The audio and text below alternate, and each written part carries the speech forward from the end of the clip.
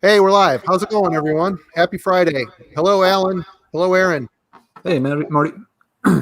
It is echoing a little bit, Aaron, just a little bit. I think it got worse. That's going to go live, though. So, everyone, there's no one watching. Oh, there's 14 people watching. Okay. So the long talked about Manila Road piece, it's been a huge undertaking in my brain. And since we started doing these weekly discussions about metal, I thought this would be an excellent topic to open up to the class, essentially. And Alan and Aaron are both very well versed in the Manila Road catalog. And yes, and leading up to this, I actually had some people asking, they didn't know much about Manila Road. Where should they start? We'll get into that because we're going to go through their eras. But I did want to start off with a quick little intro that I threw together. So bear with me while I read. But Manila Road was formed in Wichita, Kansas in 1977 by Mark Shelton and bassist Scott Park. After refining their sound over the course of several albums, Manila Road evolved from a prog and jam band influence to establish and pioneer what would become widely known as the epic metal genre. With countless lineup changes and even breaking up for 9 years, Mark Shelton maintained his passion and vision for Manila Road's music, only to return in 2001 to witness how the metal world seemingly caught up to his forward-thinking and unique style. This rise in popularity was capitalized upon with 9 more albums post-reunion that found Shelton further strengthening his highly developed songwriting ability and bringing Manila Road's powerful metal to the masses with many tours and festival appearances. At the age of 60, only one day after Manila Road's performance at the Headbangers Open Air Festival in Germany, Mark the Shark Shelton tragically passed away, leaving behind 18 full-length albums spanning 41 years and a legion of dedicated fans who applauded him for sticking to his convictions and doing what he truly loved right up until the very end, which, cheers to that. So yes, that leaves us now with 18 albums to discuss. Manila Road. I guess I will start since I'm already yammering. This is a band that I missed in their heyday. And it wasn't until I started writing for Metal Maniacs that I've already talked about this in the channel before, but my editor at Metal Maniacs, Jeff Wagner, told me that I needed to get into Manila Road, and he made me a mixtape of all what he thought were the choice Manila Road cuts. And between that and seeing them live in 2001, I was completely hooked and spent time getting their older stuff and being completely blown away by the uniqueness of this band, the passion. Mark Shelton wrote a lion's share of this material, and his guitar playing style is very passionate, evolving. I mean, you listen to it, you can tell he might have a start and end point on those solos planned out, but in the middle, I mean, he came from the 70s. It came from a jam era. I think you listen to those solos, you can tell he's in a scale and just kind of going for it, just kind of feeling around, doing what he does. And in that, he unlocked a ton of interesting musical choices, and the way he formed all of the riffs around these solo pieces is quite impressive and is unlike any other band that I've heard. And, they've been a very influential band on my listening appreciation. And, it's kind of funny. They've coined this epic metal genre, the phrase, and there's a ton of bands in it that are trying to be Manila Road, but just aren't. It's not the same spirit, perhaps, but I don't know. What do you guys think? Aaron, want to go ahead? Where did you jump in with this, Aaron? What's funny is I don't really remember all that clearly. Like, I'm pretty sure I was living in LA when I got my first Manila Road record, which would have meant it was between 2002 and 2004, right in there. And but I might have still been in Austin. I'm not even sure, which would have been a couple of years before that, like 2000 to early 2002. Because what sort of happened was I saw it on a list, and I've been hearing about them for a while, right? And I've been sort of hanging these collector circles. It was sort of one of those bands, And so eventually I bid, and I, got a copy of Crystal Logic. And I thought it was kind of weird, but it didn't really grab me. You know what I mean?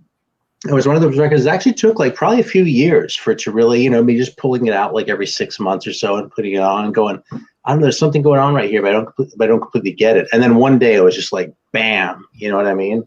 And that was actually, we can jump into this when we get there, but you know, like I said, that was Crystal Logic. One of the things that really surprised me was that my ability to get into the shit, and because of the sort of opacity of its weirdness for me for that first sort of early period there, was that I had a Black Dragon press of Crystal Logic, and the production on it is a lot brighter than the Roadster press. So like later on, I found a Roadster press, I lucked into a copy really cheap in the wild, and I was like, well, shit, I'm not going to leave this here, even though I already have it. The other one, right? I couldn't believe how different it sounded when I compared them side by side. The one really sounds more like a real metal album. The other one sounds like, I mean, I actually love it now because I came to love that record in a way. Like the sound of that kind of represents Manilla Road more than anything else to me, because even though that record is it's just obvious to me that I would love that record now. It's like become part of me. But in spite of that, that sort of aura of weirdness still hangs over it, sort of in my imagination around it, you know? And that weirdness is kind of what defines Manilla Road as a band. You know what I mean? There's something off. You know what I was thinking just earlier? I was trying to, because there's just so many records, and I was like, yeah, I want to listen to them again, but I'm not going to just be able to redigest 18 records plus all the extra shit, you know, in a week, let alone in a couple of days from the time I actually started to try a little bit. So I watched someone else making a video about this, and he was talking about Out of the Abyss as being a thrash record, you know? Kind of is. But here's the thing. He played a little clip from it. I was like, you know something? He's right. But you know why it doesn't sound like a thrash fucking record? It doesn't vibe like a thrash record, because Mark's voice is so fucking weird that like all those, they're doing these little like almost worthy of the Bay Area little idioms here, but that voice over it just fucking changes the vibe so much that it just doesn't even feel like thrash at all. You can tell that the era kind of seeped into his writing, you know, whether he was doing a lot of that stuff, but still it's, you know, filtered through years of doing it a certain way. I mean, it's not like, you know, they did a Testament record, but that influence is definitely there. I mean, that was a good call for sure. So anyway, I got into the first half of the catalog through that, though. Then after, like years and years later, I started making videos, right? And I was pretty proud of myself for having tracked down everything through about, I don't know, the first 8 or something like that, right? And so I made my very first Manila Road spotlight video on my channel, which to this day has more views than the updated one. But I actually got a comment on it from Mark Shelton, and he was sort of like, hey, this is a really cool overview. And sort of like, I like to invite you to check out some of my newer shit too, but like, you know, it wasn't like a dick about it, but I kind of felt guilty. I was like, shit, man, I love this band so much. And what am I going to do? Tell the guy I don't give a shit about his new records? You know? So I was like, dude, I'm an asshole. So I went back and I started checking him out, and like, I kind of went, holy shit. You know what I mean? Like, I just like, all at once, like dropped like all the sort of, you know, preconceptions I had because of the other guys singing and the different eras, and, you know, even them sort of settling into a groove to a certain degree, which they really did later on, you know. I was able to put all that aside and just like learn to love these, and it opened up the whole band for me like all over again. So it was like the second great Manila Road awakening for me. Absolutely. It's cool. So there you go. Maybe a longer answer than you were looking for, but that's my answer. That's what this is here for. We have no time restraints. The people are at our mercy. Yeah, totally at our mercy. So, Alan, how about you? Well, part of my story is similar to y'all's, and I think it's very telling that none of the three of us really caught Manila Road, you know, back in the day. And that was always kind of the vibe with Manila Road. It was one of those bands that when you became a more serious headbanger, you heard, but you know, so many people's stories. I was like, oh yeah, I heard about that band for years, and I took forever before I got to check them out. Nobody paid much attention to this band back in the day. Yeah, I had heard the name for probably 3 or 4 years before I finally just broke down and blind bought an LP from a vinyl dealer's catalog. This is all pre-eBay. And Out of the Abyss. Probably not a good choice. I got it. I played it some. Didn't really make a strong impression. It's like, This is kind of interesting. Like Aaron said, it's got a certain weirdness to it. And yeah, we'll talk about it more, but it does have a thrashy vibe to it. No one would call it a thrash record, but there's thrash mixed in there a little bit. And so it's kind of like, that's not all that. It's okay, I guess. Not all that impressive. I think I traded it away, later on. And so another year or so went by, and was tape trading with a buddy in Raleigh, Chris Dalton, who's a longtime headbanger, musician, really great guy. And he's like, oh, you must love Manilla Road. I was like, I had one of their albums. It didn't really do much for me. He's like, which one? It's like Out of the Abyss. He's like, God damn it, I knew he was going to say that. He's like, here, I'm going to throw something into this trade. Check it out. You'll like it. And I knew Chris well enough by then to know that if he's telling me to listen to something, I better just shut up and listen to it. So, he sends me, box of tapes. The Manila Road one, it's a 90-minute tape, and it's got, an album on one side, another album on the other side. I'm like, yeah, I'll get to it whenever. And I ended up taking it on a road. Let's see, it had Crystal Logic on one side and Open the Gates on the other. Oh, okay, so it was one on each side, right on. I was wondering who the other band was, if it was different, you know what I mean? No, yeah. Some of the tapes were like that, but no, this one was a double shot of Manila Road. Like, and so Dark Angel and Exodus are bound together in my head for that reason, because I had a tape. All right, sorry, though, go on. Oh, no, that's good. And I ended up throwing it in the truck when I was taking a road trip. Just like, yeah, I'll play it in the background while I'm driving. That's fine. Get it over with. And so, I'm driving across North Carolina. And for folks that aren't used to North Carolina, it is a long state when you're having to drive east to west. It takes, hours and hours to get from like Raleigh to Charlotte and stuff on I-40. So I put the tape in, and it's on the Crystal Logic side, and Necropolis plays, the opening track. And for about the next hour, driving down Interstate 40, all I do is I listen to Necropolis, I back the tape up, and I listen to Necropolis again. And when it gets to the end, I back the tape up, and I listen to Necropolis again. And basically, by the time I got to the state line, I had that song memorized. It just blew socks off. I'm just like, this is incredible. I could not believe it was the same band I had heard, on the Out of the Abyss LP. So I finally let the tape, play through more of the stuff and was absolutely floored. So as soon as that road trip was over, got back in touch with Chris, like, you were right. I'm an idiot, and I got to start tracking these down. And so I did. I had most of their albums for a while. There are some I like more than others. Sure. Something, we'll talk about this as we go. The band was very underappreciated. I think, we can all agree on that for, those first 20 or so years. And then when they got back together, I'm really glad that, Mark Shelton got to see the band finally get the attention and respect they deserved. That, Yes. He got to go out and do those big festivals, that his later albums, he got to record a lot more stuff and have that appreciated by folks. But as we were talking about before we went live, there are different eras to their music. It's not one big monolithic sound to Manilla Road. They definitely changed and went through some eras.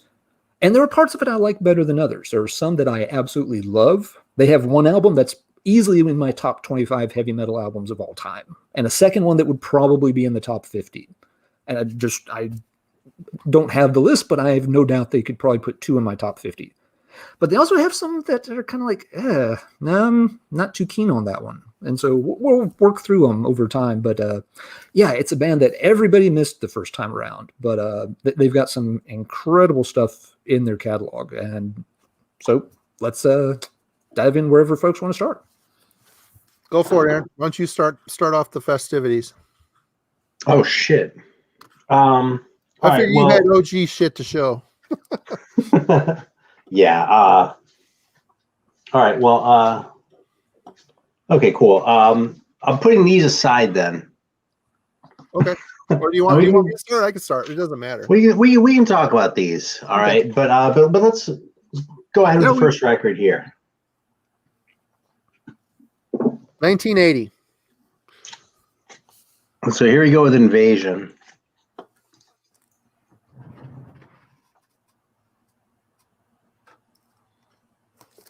Yeah, and this is my,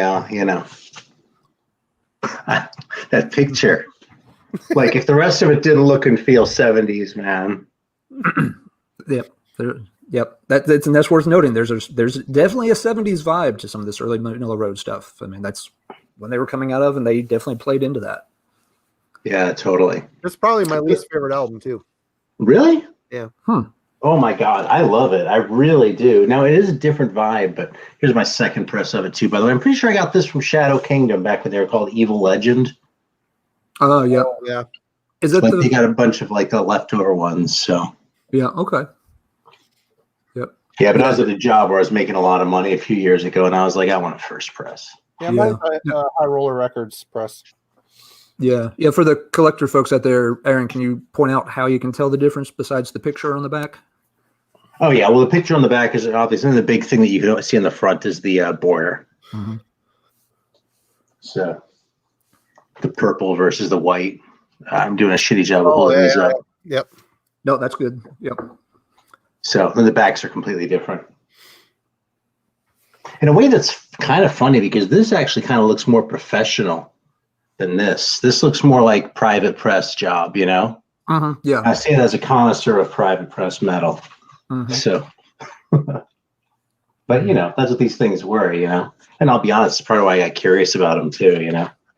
Mm-hmm. But anyway, yeah, I mean, there's 70s vibe on this all the way, right? But I don't know. You know something, man? It's kind of more true of Mark of the Beast than this stuff, I think. But in my head, that's always kind of their Thin Lizzy record. But what that really is more like what I wish Thin Lizzy sounded like. Because the reality is Thin Lizzy's kind of lame. And these records can just like suck you in and you can listen to them and sort of go with them in the way that, I don't know, people tell me they do with Thin Lizzy records, you know? Eric's calling me out on my flex. But that's a very, it's just kind of a jammy album, you know. It is jammy product, a very product of the '70s, very jam oriented. I mean, the song "Street Jammer," Lord Weird Sluffag redid that on what Hardworlder? No, I think it was that one. First time I saw them doing that, dude. I gotta say, this is almost a Manila Road story since I never saw them live. But when I was at a Slough show in San Francisco because I used to see them all the time when I lived there, right?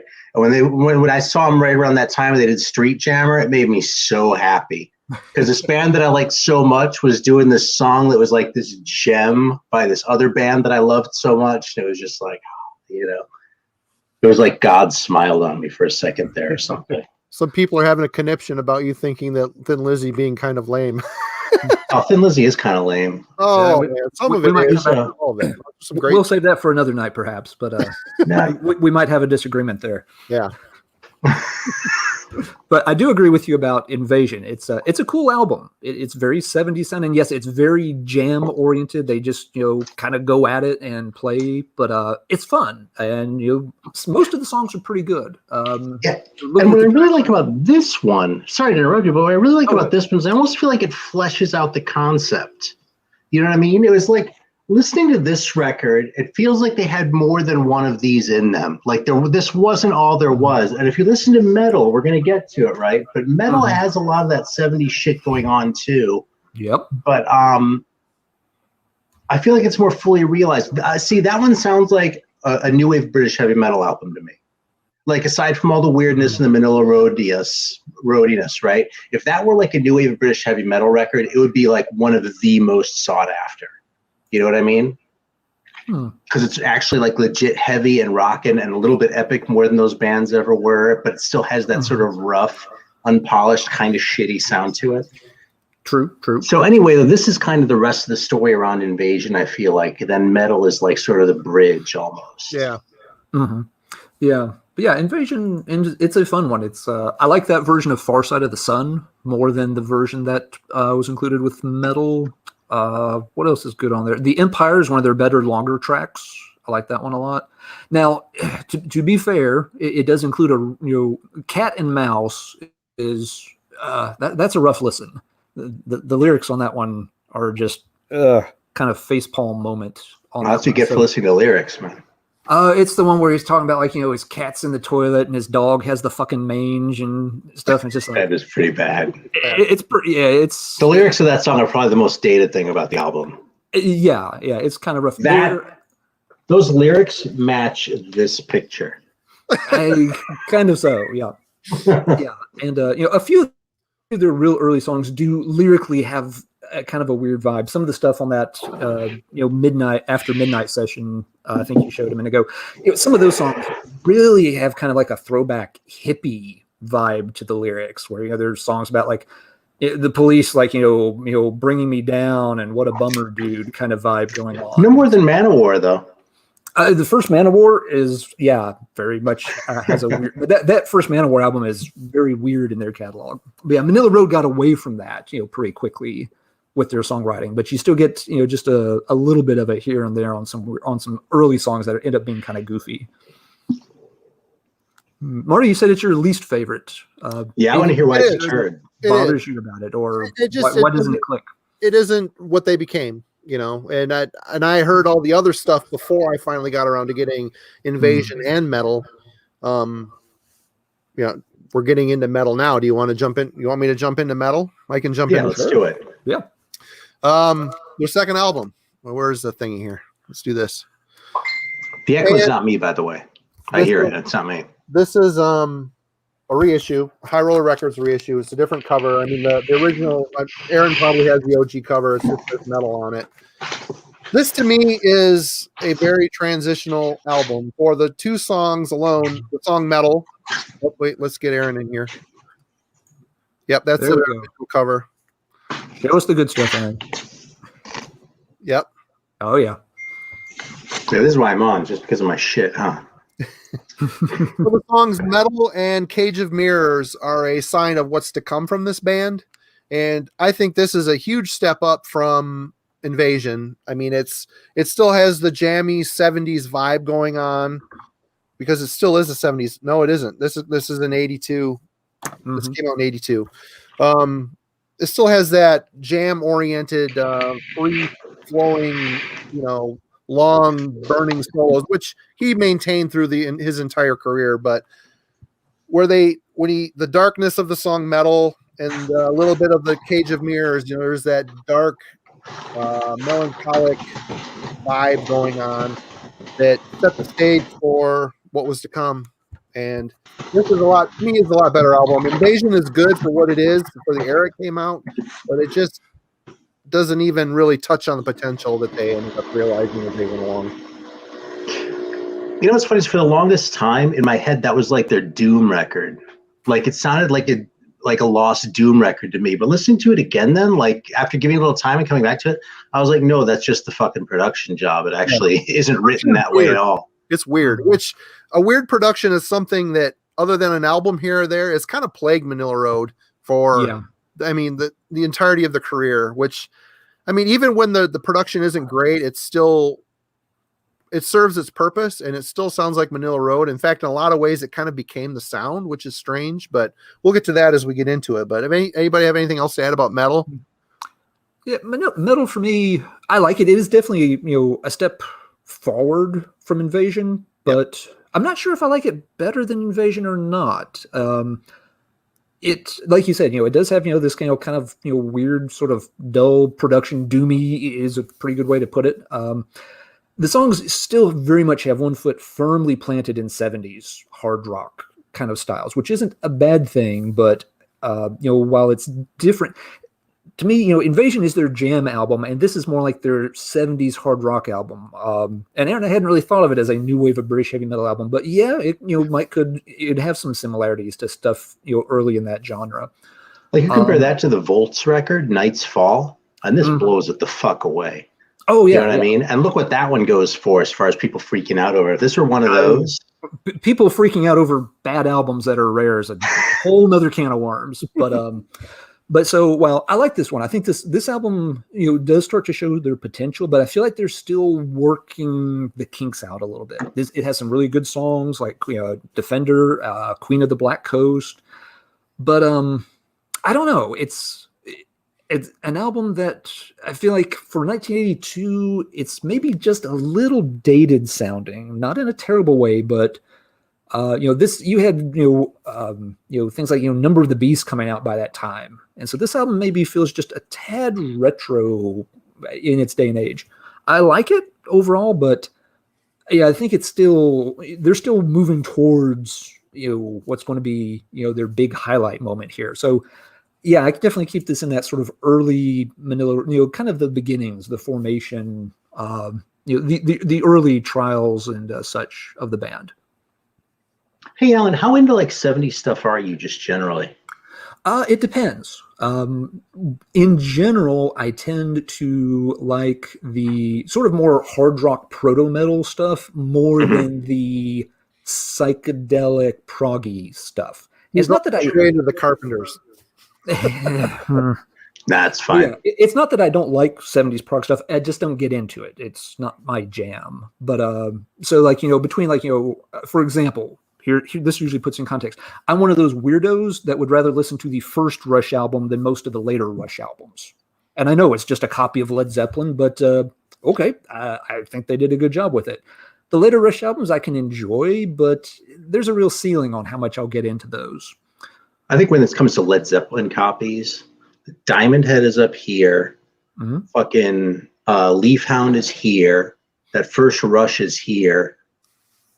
And now I guess I would put Led Zeppelin here. That's not quite what I meant to do, but they're the bottom of the barrel when it comes to the Led Zeppelin copies, I think. Rush was Rush, whereas Led Zeppelin was a product of a lot of music they stole. I mean, they stole tons of. I'm just fucking around. I actually think Rush sucks anyway. So I like Rush. I'm not a big Led Zeppelin fan. Rush for me is one I pick and choose the song. I like a song here, a song there, but I'm not going to sit down and play. I don't think I own a Rush album except the first one, for example. But we're getting off topic. That brings us to Crystal Logic, 1983. Alan, that's you. This is one of my. Yeah, this is definitely one of my most top 25 albums of all time. I love this album. This is the quintessential Manila Road to me. The change from metal to this one is just enormous. With metal, like you said, they're showing some hints of getting heavier and darker. And on this one, the sound, the riffs are just crushingly heavy. I mentioned in our intros to the band, Necropolis just, absolutely fascinated me the first time I heard it. But there are so many songs on that album. It's on blue vinyl. I just got hard. The Black Dragon one. Damn. What was I saying? It's translucent. I knew you were going to show it, and you still showed it, and it still just threw me for a loop. Anybody in the chat, you pay attention there. The man is showing you special things. Settle down. Calm blue ocean. Calm blue vinyl ocean. Okay. Recentered. That album has so many good songs on it. One that does not get mentioned enough is Riddle Master. That's a great song. The riff that drives that song is the heaviest fucking thing on earth. And this is where Mark is really hitting his stride with making the song these little mini epic stories. Just, it takes 3 or 4 minutes and just tells this cool little fantasy tale that sucks you in. And start to finish, that album is a gem. Like you, Aaron, I've picked up multiple copies of it over the years just because it's like, I'm not going to leave that sitting here without a home. I'm going to take it home. I love it. And one day I'll get a blue vinyl copy and be almost as cool as you are. Well, this is the Roadster one. That was this one I just found in the wild too. So nice. But it happened occasionally. Yeah. To me, Crystal Logic is like the definitive Manila Road album. And something I've noticed in talking with folks, over the years and stuff on chat boards and stuff, if you ask people what is their favorite Manila Road album, far and away most people pick this album. It's not even close. Most people will pick Crystal Logic and not even think twice or blink when they say it. To the point where it's almost trite. Like I almost want to pick a different one. You're right. It almost is. And there are times where there's another one that we'll get to that, it's for me, it's relatively close. And there are times that, that contrarian streak will pop up and be like, I'm just going to be a little bit hipster here and pick the other one. But I can't. Crystal Logic's just too damn good. If you've never listened to these side by side before, I'm telling you, the Black Dragon one is fucking weird. And if you've only ever owned the Black Dragon one, you've never heard the Roadster one, then listen to the Roadster one and you won't believe how much more normal it sounds. I wonder what the High Rollers master is off of then. I wonder which mix. Good question. They're different enough, man. That I mean, this is kind of my story, but if you did put them out as a double, like they did with that Sodom record, that would be cool. You know, yeah, I've got an old CD pressing of it now. I'm wondering what version that is. I don't remember. Crap. Huh. But okay, I think I've gotten excited enough about Crystallogic. And I'm with you. This is probably the first. Well, no, it's probably the second album I've heard by them, and I love it. I mean, Necropolis, Crystallogic, The Riddle Master, Veils of Negative Existence. They're all great songs. It's tracks like Feeling Free Again and Flaming Metal System that still kind of cling to their past a little bit. There's still a little bit of transition happening on this album, I think, which it's those songs like Feeling Free Again and Flaming Metal System, they have less of the jammy metal feel and more teeth to them, but it still kind of has that more upbeat spirit to it. I know my buddy S. Craig Zoller, he wanted me to mention this, that he would love this album if it wasn't, I think he said the last song on here, which would be Dreams of Eshkatan.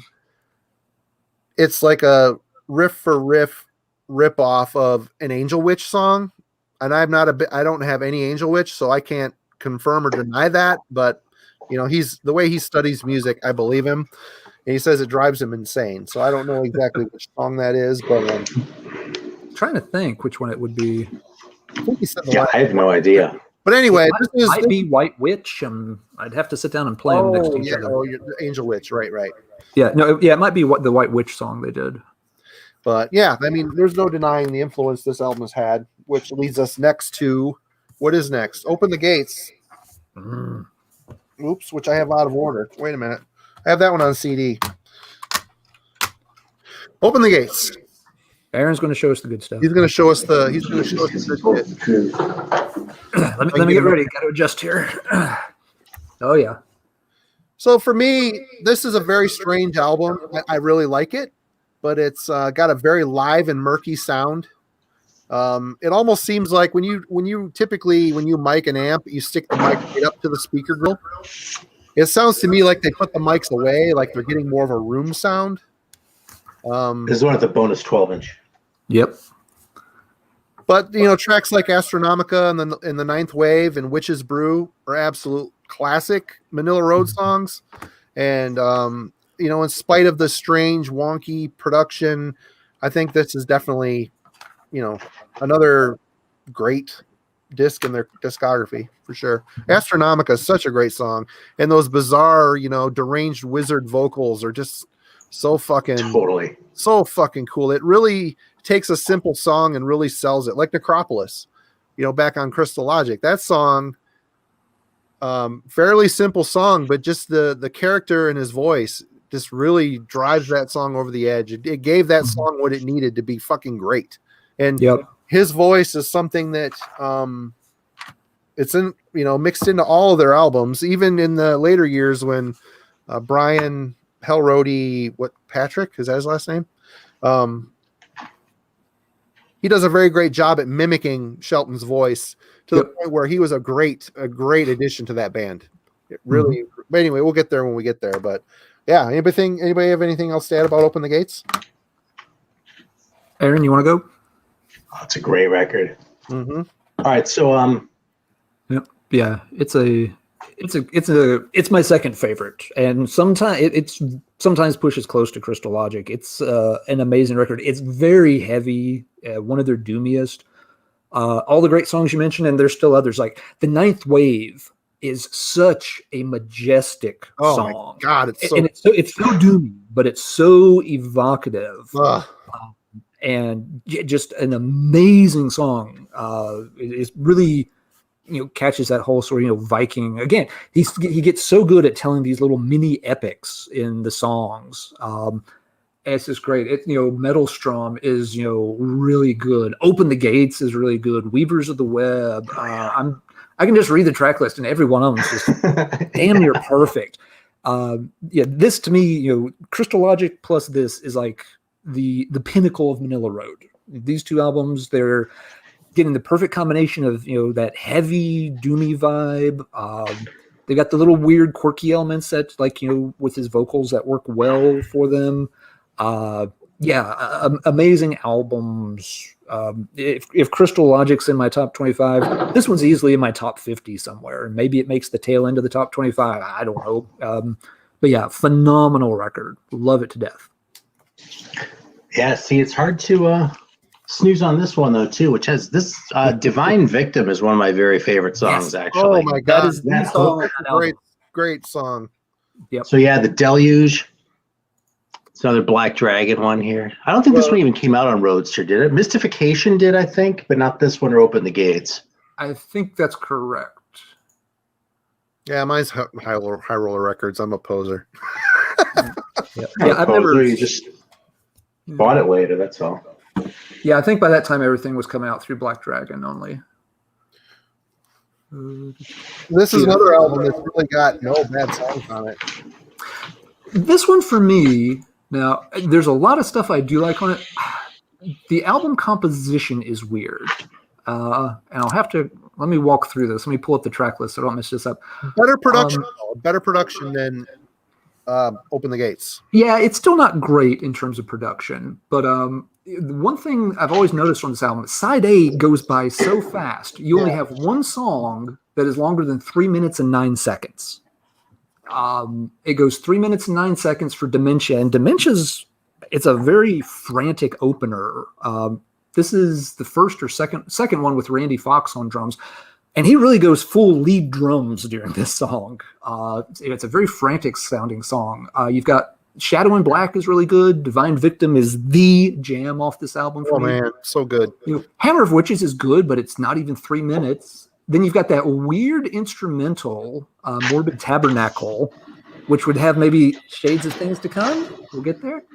And Isle of the Dead, again, doesn't even get to the 3 minute mark. So side A of this album goes by so fast. It took me a long time to just register what was happening on side A because it was so short. And then on side 2, you get, The Deluge is, kind of the centerpiece, and it's a really great song. But then at the end, you still have, Friction and Mass is a much more aggressive sounding song than is typical of them up to this point. And then it ends on, this very fast, instrumental Rest in Pieces. So it's a weird album that's got, a bunch of very short songs, 2 instrumentals, this 1 8-minute epic, and bada boom, bada bing. It's not, it reads in at 38 minutes. And I'm surprised it's even that long. It's a very fast album. The songs are put together just kind of oddly to me. Because it's a band that we all, I think, tend to associate with, some of their longer, more sweeping songs. And this one really only has one of those, and everything else goes by just 1, 2, 3, 4, and you're done. Yeah. So a good album overall. Just it's always had a weird feel to me because of the track ordering and the how short things are. That's just me. Yeah, I definitely agree that it kind of it merges together into a whole. You know what I mean? With these sorts of highlights. I'm actually getting a lot of echo now. Yeah, it's happening. I don't know what's up with that. It's not like real bad, but yeah, I think I can live with it. Mystification, 1987. That would be Alan's turn. Ooh, okay, I'll start. We're gonna start throwing things at me. I am not a big fan of this album. Oh my God. I will just go ahead and say it. I am not a big fan of this album. I have owned several copies of it on vinyl. I got the Sentinel Steel CD reissue when it came out. I got a later repressing of it when it came out. At this point, this is where the band really starts to step on the accelerator. I think this is the album. Again, it's not a thrash album. I'm not claiming it's a thrash album, but this is pretty speedy though. They start to speed up. And for me personally, when Manila Road starts playing this fast, they're not as interesting to me. The songs don't gel for me as well. And almost everything on this album is very, very fast. There's 2 exceptions, and they're my favorite 2 songs on the album. You've got Dragon Star, which is amazing, great epic track. And you've got the title track, which again, they slow it down. They let it build. They develop that atmosphere they're good at. Those 2 albums would have been perfectly at home on any of the previous couple of albums. And I like those 2, but the album is what? There's 11 tracks on this one. It has a notoriously bad production on the original version. Sentinel Steel tried to clean it up when they redid it, and I didn't even think they did a great job. When I heard them, just like, I guess it's technically better, but it still didn't sound great. And 9 songs, sorry. So yeah, you've got 2 songs that I really like, and the others, it's just not the style that I dig. It's not a bad album. I'm not saying it's shit or anything like that. But for me, no, I can't really get into the album. They're speeding it up too much, and they're kind of losing. For me, they're losing what's special over those past several albums. You know what's interesting is that this one actually falls through the cracks a little bit for me because it's too easy for me to like it. You know what I mean? Like, this isn't one of the ones from after they split up and got back together where I sort of had that like mental block. And it's not like the early shit where it's like a completely different thing. It's like right sort of in the sweet spot of time. They're doing something a little bit different, but it's something that I like, so it's good. So it's really easy for me to just dig this album and not really think about it a whole lot. So it's funny. In a way, this has become a dark horse for me. Like, I haven't, sat and thought about it the way I have some of these other ones. So I love it, though. And for some reason, when I got my copy, I got a tape J card with it. Really? So that's what this is, yeah. Unfolded. That's kind of cool. Yeah, and this is from Shadow Kingdom, I think, too, actually. So he probably sent it. Yeah, for me, this album, it's one of my probably top 5 favorites. I like the faster Manila Road stuff, and I think on this, it isn't really thrash metal. It's just really aggressive Manila Road. And, I mean, one thing that it carries across all of the Manila Road albums is an amazing rhythm section. I don't care who's playing drums in the band or the bass. That shit holds its own. It's like he had an idea in his mind. Whoever he's replacing has to have a high level of musicianship coming into this band. The drum work on this is amazing, which I'm going to say a lot as we go on. And, I don't know, I've got a Sentinel Steel CD pressing and then a High Roller Records pressing, and I think these sound heavy and really full. And the songs Mystification and Dragon Star, I mean, Alan nailed it. These are the 2 highlights on this album. So much passion, so dark and kind of sad. I mean, it's really the way the dark timbre in his vocals, the chord choices, the note choices, the way the songs are structured. The choruses are very dark. I love it. And, the 2 really amazingly great songs make up for maybe a few of the other songs that aren't as, essential. But for me, this is a great album from front to back, and I listened to it twice today, as a matter of fact. Yep. Now, I readily admit I'm in the minority on that one. Most folks, really like that one and rank it pretty high, and that's absolutely cool if folks dig it. It just, for me, the velocity is becoming a distraction, and I feel like, I don't know. I feel like the songs, I feel like they do their best when they slow it down at least a little bit and let themselves, build the song.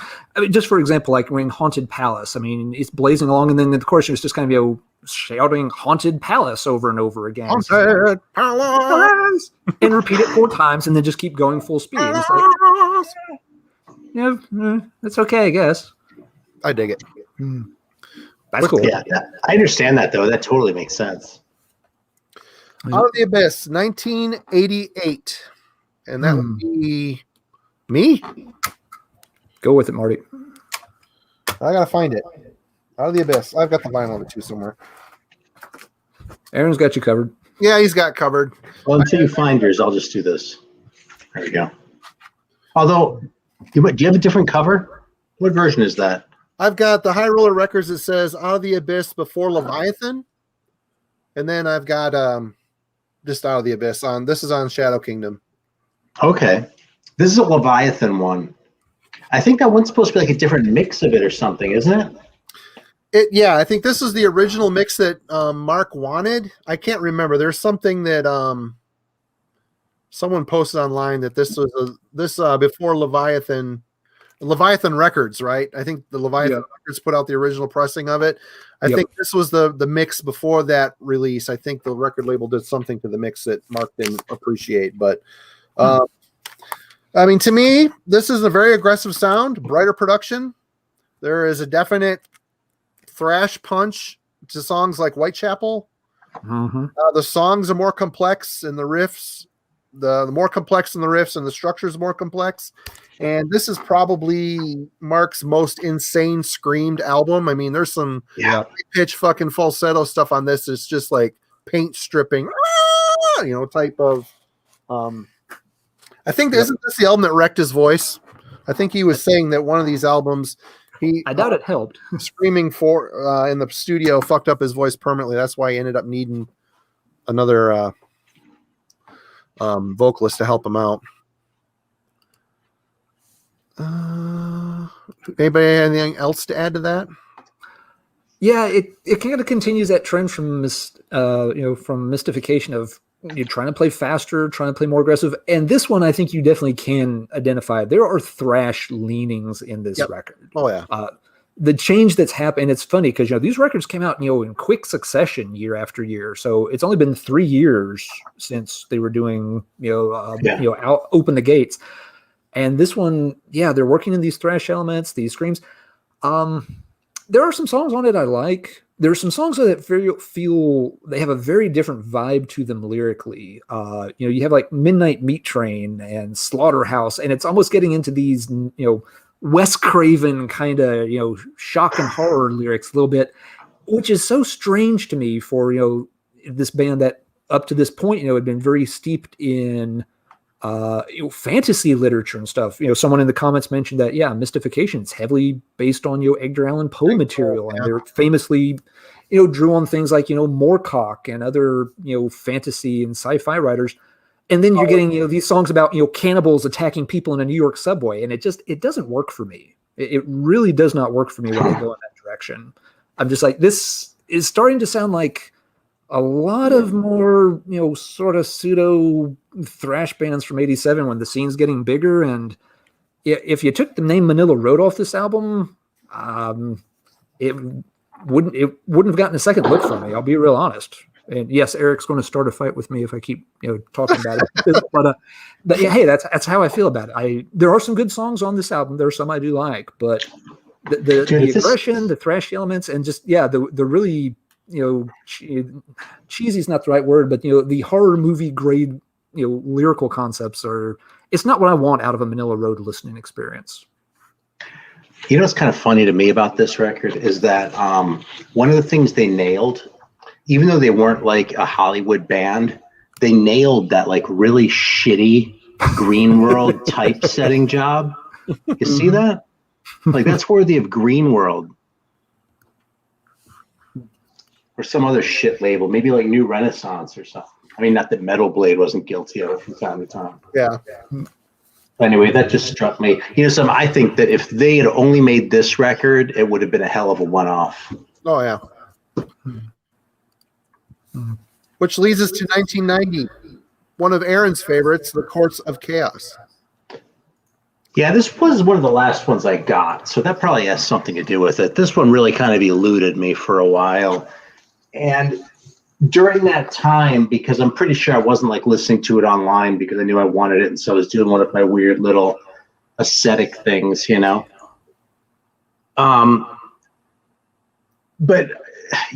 talking about weird shit, like you got the weird voice, and with this one you've got the weird drum sound too. So there are stories about like what the hell was up with the drums on this thing. The best explanation I ever heard for like why the drums came out as fucked up sounding was that they actually like sampled them live somehow, but then like played them back on the computer for the performance or something. I was reading, but that doesn't make any sense on the face of it, so I don't know what the fuck that even means. That the drummer was who was Randy Thrasher Fox. He got enamored with drum machines and decided that he wanted to do something technologically different, and went in and programmed all the drums for this album himself. And that's what they went with. And for me, if your kick-ass drummer says I want to program a drum machine for this album, I mean that's grounds for an awesome beating as far as I'm concerned. Because but here's the thing, but it made that album sound a lot more produced, But somehow it doesn't sound produced. It just sounds fucking weird, and I love it for that. I mean, this is really The songs are really bizarre too. Really complex structures on here, on tracks here and there. And then like that Blood Rock cover, which just kind of dominates side one. Uh-huh. Which is such a weird choice of a song. You wouldn't expect people to pull it off, but they do, you know? Yeah. Yeah. I don't like its placement on the album because they start with a 4-minute instrumental and then you get a song and then they do the Blood Rock cover. So you get 3/4 of the way through side A and it's like, what's going on here? It's, you know, it's just, I like my covers towards the end of an album rather than up front. Yeah. Just a personal pet peeve. Don't ever go full Celtic Frost. Yeah, you beat me to it. I was going to say it's a better choice than Mexican radio, but I think it was your joke to begin with when we were talking about this a few days ago. Yep. Are we not going to talk about the keyboard sound? The synth? I was trying to decide how to describe the keyboard sound because I don't fucking know. But I'll tell you something. One thing that keyboard sound really highlights is how great that basic chord progression in DOA is. And you know, it's funny. I'm a little bit obsessed with this. Is a pointless fucking aside, but Eric was turning me on. Eric Bauer, he turned me on to some band. Although to say they turned me on to it implies I liked it a lot more than I actually did. But he played this one thing for me where, like, the sound was good and like the image was good, and I really wanted to like the band, but just had a weak chord progression as like the basic riff they were trying to build, like weak root movement, like so like in a music, you know, I mean, not to get into music theory and shit, but like that, and then like trying to sort of paper it over instead of like chugging through it by like letting the note ring, sort of like playing it off as style that it sucked, and it's a pet peeve of mine in music anyway. So like after listening to this thing and like being a little bit pissed off by it, I'll be honest, even though Eric's in the chat and I don't want to like hurt his feelings. But I was feeling a little bit pissed off, and I put on Chords of Chaos, and I was like, holy fuck. Those 4 chords that form the center of that, like, of DOA are just brilliant, man. That's good writing, you know? I was like, man, yeah, you got Nitzinger, and you got whoever that chode is, and Saturnalia Temple, I want to say they're both. Might be thinking of someone else. Anyway.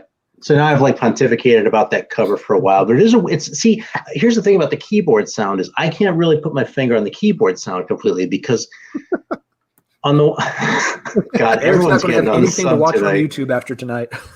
This is like getting censored on Brother Brian's channel. It happens to everyone who hangs out there. And that was a little joke. Okay, anyway, the fucking keyboard sound. It sounds bad, and it sounds bad. If I described the way in which it sounds bad, it would just sound like, oh, you're describing like 80s synth sounds. But it doesn't sound like that. It sounds bad and dated in a different way, which is kind of brilliant, I think, in a way. Maybe I'm just rationalizing it too, but I can't get mad about the fucking keyboards on this thing. So yeah, someone else take it away.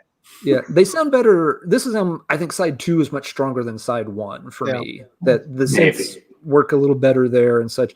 And again, it's not that the stuff on side 1 is bad, but the track order just distracts me. And the synths, especially like in that intro and stuff, are very upfront. And it's if nothing else, it's very different than anything they've done before, except that one instrumental back on The Deluge, Morbid Tabernacle.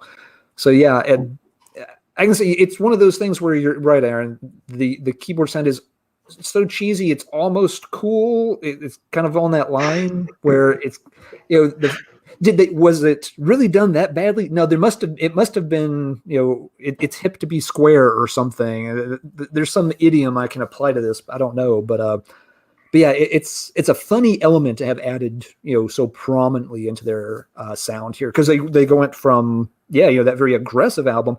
This album doesn't have that same kind of aggression overall. It's pretty rockin' though, you know what I mean? It's not like they're not really slowing it down. They're just not thrashing anymore. Yeah, they're letting off the gas a little bit. They're getting back to, you know, more of a mid pace, which again is where personally I feel like, you know, they're stronger at. That's for sweet spot for sure. Yeah, but yeah, the production, the drums, you know, it's a funny sounding album. If you're not expecting it, it will, and you've only heard some of the other albums like, you know, Mystification and Crystal Lodging and such. This album will catch you off guard the first time you hear it. You're not ready for what it's going to sound like the first time. It was a late acquisition for me, as far as it was one of the last ones I got to fill in the hole, and the drum machine really was a huge detractor initially for me, but after driving around with it in the car for a week after getting it, I had to warm up to it. And once I could get past that, get past the weird production, the songs are pretty damn good. And like you said, side 2 is certainly better. But yeah, I mean, is it one I'm grabbing for often? Probably not, but it's one I grab for a lot. That's cool. I don't know why I love this one so much, but I do. And in fact, something, as far as the keyboards and them sounding different, you might be able to go and like point and say, that's actually the exact same synth sound as they use on Fascination by the Human League. And I would not have noticed because that picture where there's like a box inside of a frame and it's like a certain shade of gray, where when the background is white, it looks black. And when the background is black, it looks white. Uh-huh. But it's actually the same color. It's just this weird optical illusion. It could be something like that with the drums as the background. So even though it's that same fucking Human League synth sound, it sounds different to me because it's next to this even weirder fucking drum sound. And actually, I kind of like the synth sound on Fascination, even though I don't like it. So, but the really primitive synth sound, I can kind of hang with. Anyway. Next up is 1992's The Circus Maximus. Alan, it's your turn if you have something to say about it. If not, I could ramble on about this one for a minute. Well, my mama told me never to say, if you don't have something nice to say, don't say nothing at all. To me, this one, it's kind of Mark Shelton's 7th star moment. Yeah. This is an 80s sort of hair rock album. I don't know what to call it. The only thing is I like 7th Star quite a bit. This one, I'll admit, I have not gone back and this one. I heard it at one point and it's like 1986 is calling and it wants its hairspray back and I'm just going to move on to something else. So yeah, I'll let you guys go deeper on this one. It was not for me when I heard it. I want to call your attention to the CD era layout. Does that look like the back of a CD? Yep. That looks like the labels were hard to get interested. Yeah, this must have been a labor of love for Iron Glory. This was supposed to be Mark Shelton's solo album. Mm-hmm. And the band that he had assembled, they were calling themselves the Circus Maximus. Mm-hmm. And apparently when the album came out, they convinced them to, or the label did it. I don't know. I don't even know exactly how it went down, but Manilla Road ended up being tagged to it. And when I got this album, I hated it. I absolutely hated it. I was shocked at how crappy it was. I think it's got the first song, Throne of Blood, and there's another song later that's got Shelton singing on it. The rest of the songs are given up to the other two guys, which Aaron Brown and Andrew Koss. And one guy is the crazy unhinged guy, and then there's the other guy who is the very good AOR style vocal style. Initially I hated this. Going back to it to start prepping for this, when I was like a year ago and I talked about doing this, I started listening to this and something weird happened. I end up liking it.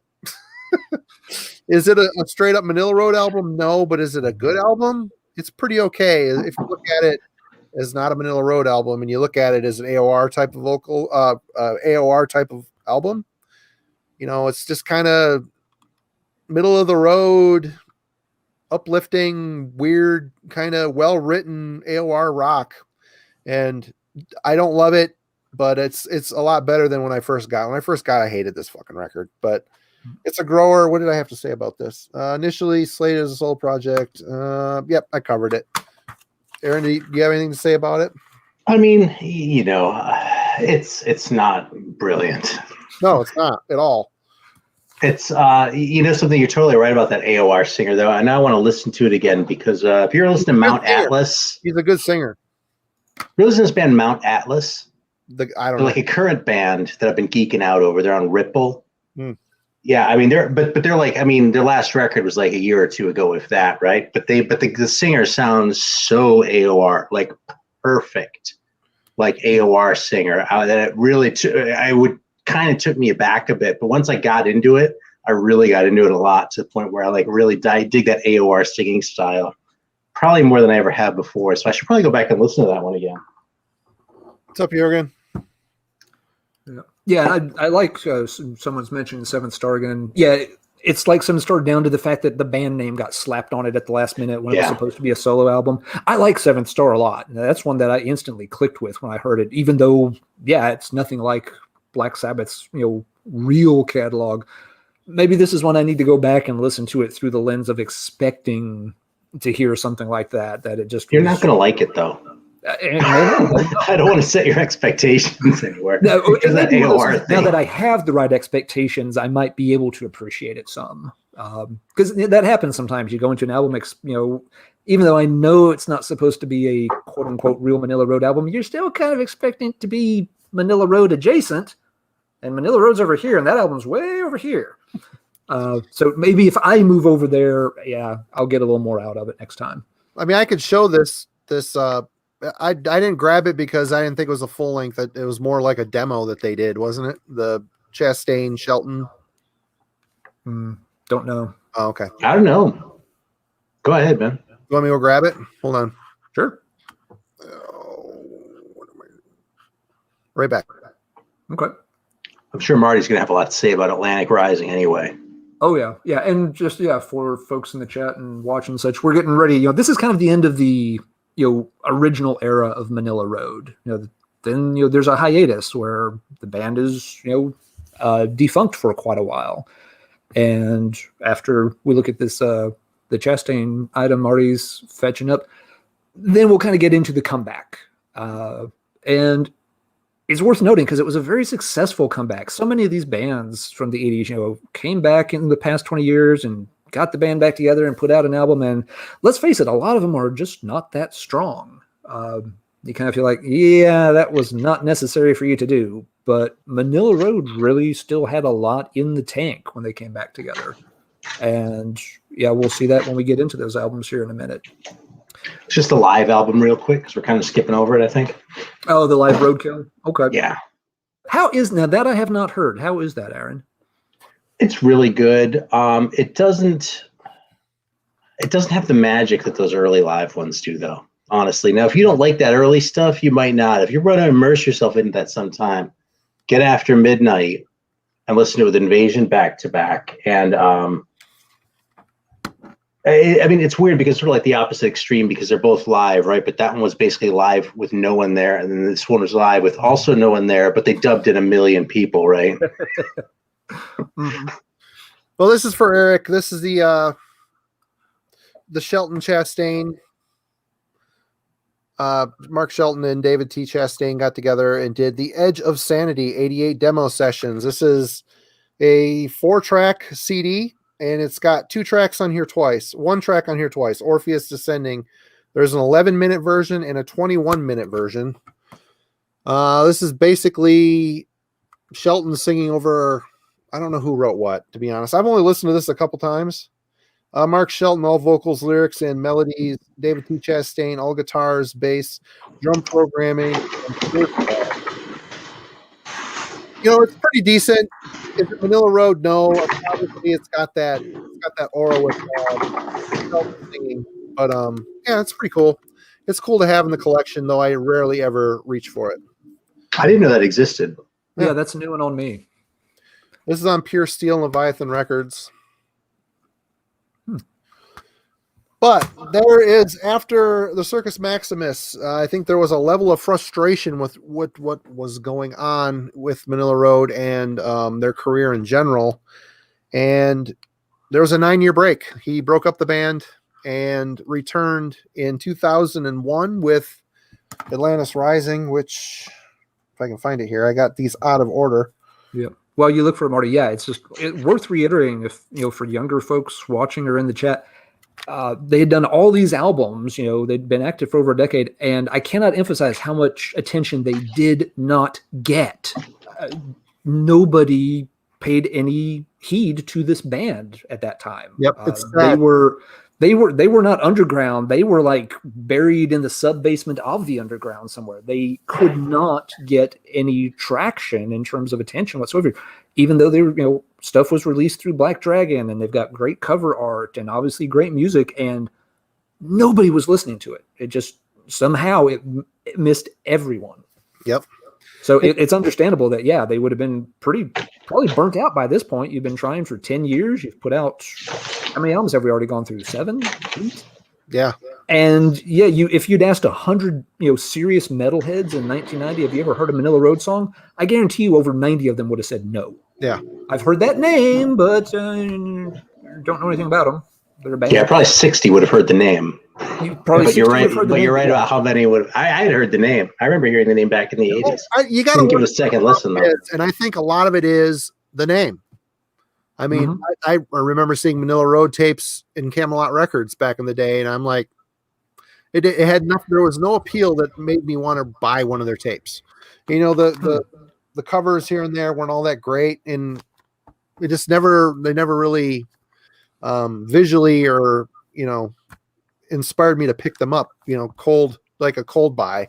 But this Atlantis Rising is the first album I've heard by Manila Road, other than that mixtape that Jeff Wagner made for me.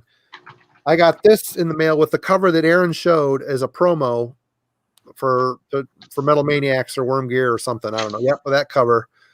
And this album honestly blew me away. It basically inspired me to dig even deeper into their past because, knowing now, having the luxury of hearing the past music, this is Manila Road maintaining their spirit and their character and their uniqueness, giving it more of a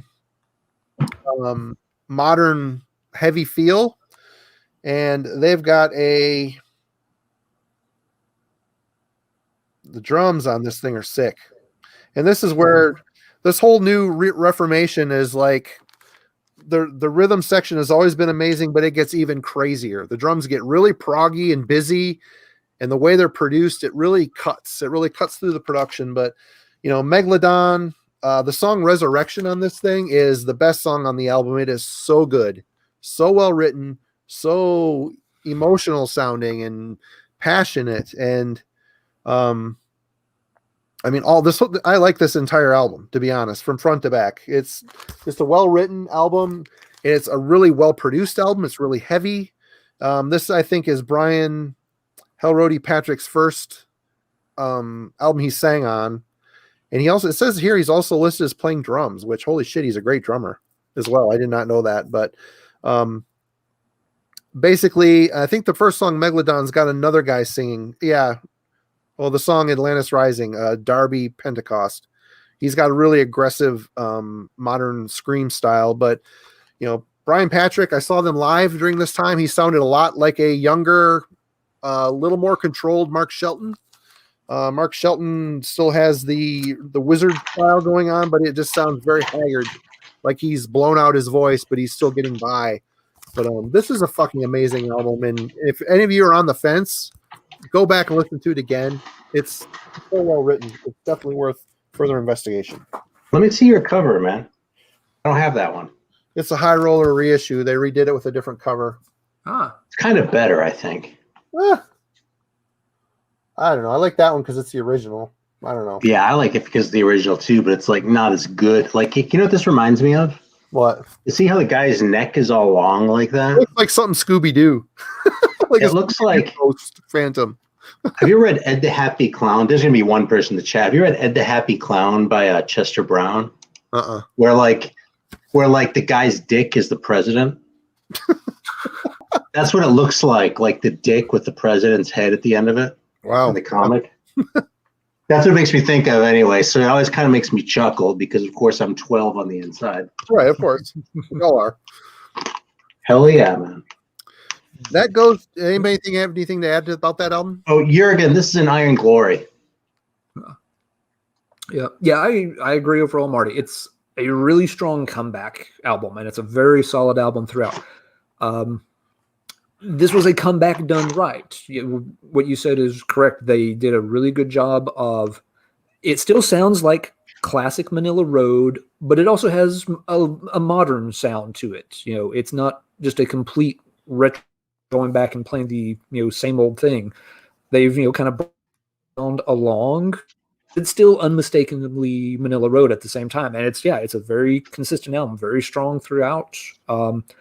if I've got one little beef with the album, the production once again is kind of weird on it. It's weird but heavy. It's got a really the guitars are really crisp but full. You know. Yeah, it's heavy, but it's almost dense or something. It's hard to pick things. You know, it's very loud and kind of in your face. Yeah, no, it's a solid album, and this came out. Yeah, again, I had finally got the band a few 2-3 years before this, so I had been picking up their older stuff, and it pretty much gotten. I didn't have all of them, but I had most of them by that point.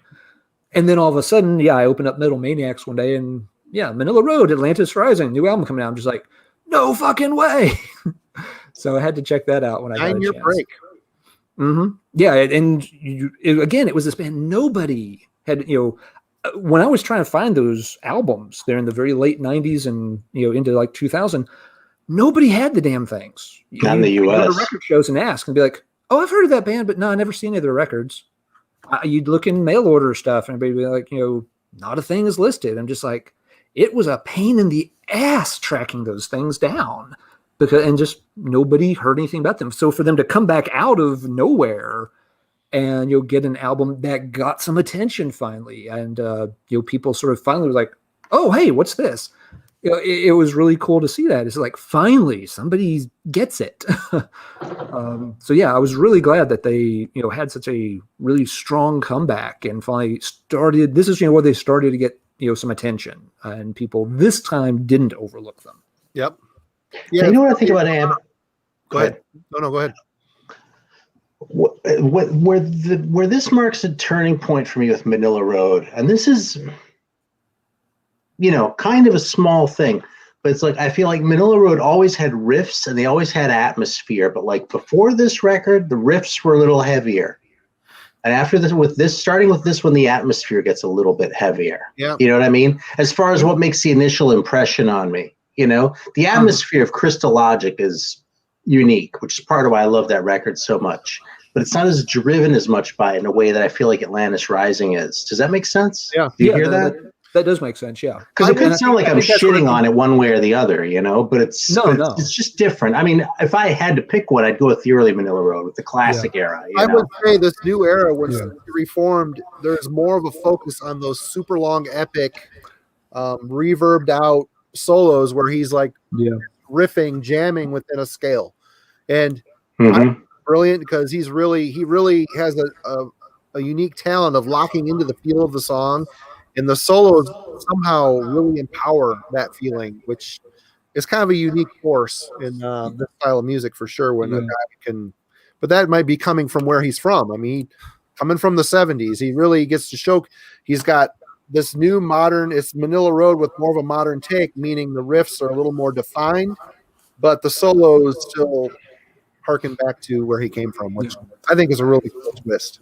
Yeah, it kind of that kind of goes along with someone in the comments. Sedell Deluxe made a comment a couple of minutes ago that ties into that, Marty. That this is the first album where they start getting into the emphasis becomes more on these long-winded passages. Yeah, and I assume he's saying that in a good way. Yeah, that you're getting away from the more riff-dominated songs and getting into these things that where the mood, the atmosphere. In Manila Road, I always think of it in my head as having this kind of this dreamy, laid-back kind of longer atmosphere to the stuff. Yeah.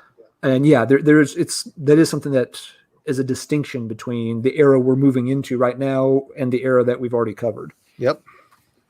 Which brings us to the follow-up, 2002 Spiral Castle.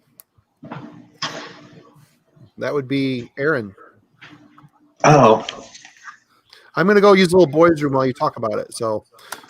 I don't know if I have a whole trip. I hope it's number one. No, this is another sort of weird dark horse of a record, actually, to me. This is one I remember when it came out, and I was like, I don't know, it was there, and I don't know, I just didn't bite when it came out. It's funny, but it was on Black Widow, licensed by Iron Glory, and I think this is the earliest vinyl version there is, but Black Widow is probably no more for reissues in this country. Gotta love these labels, though.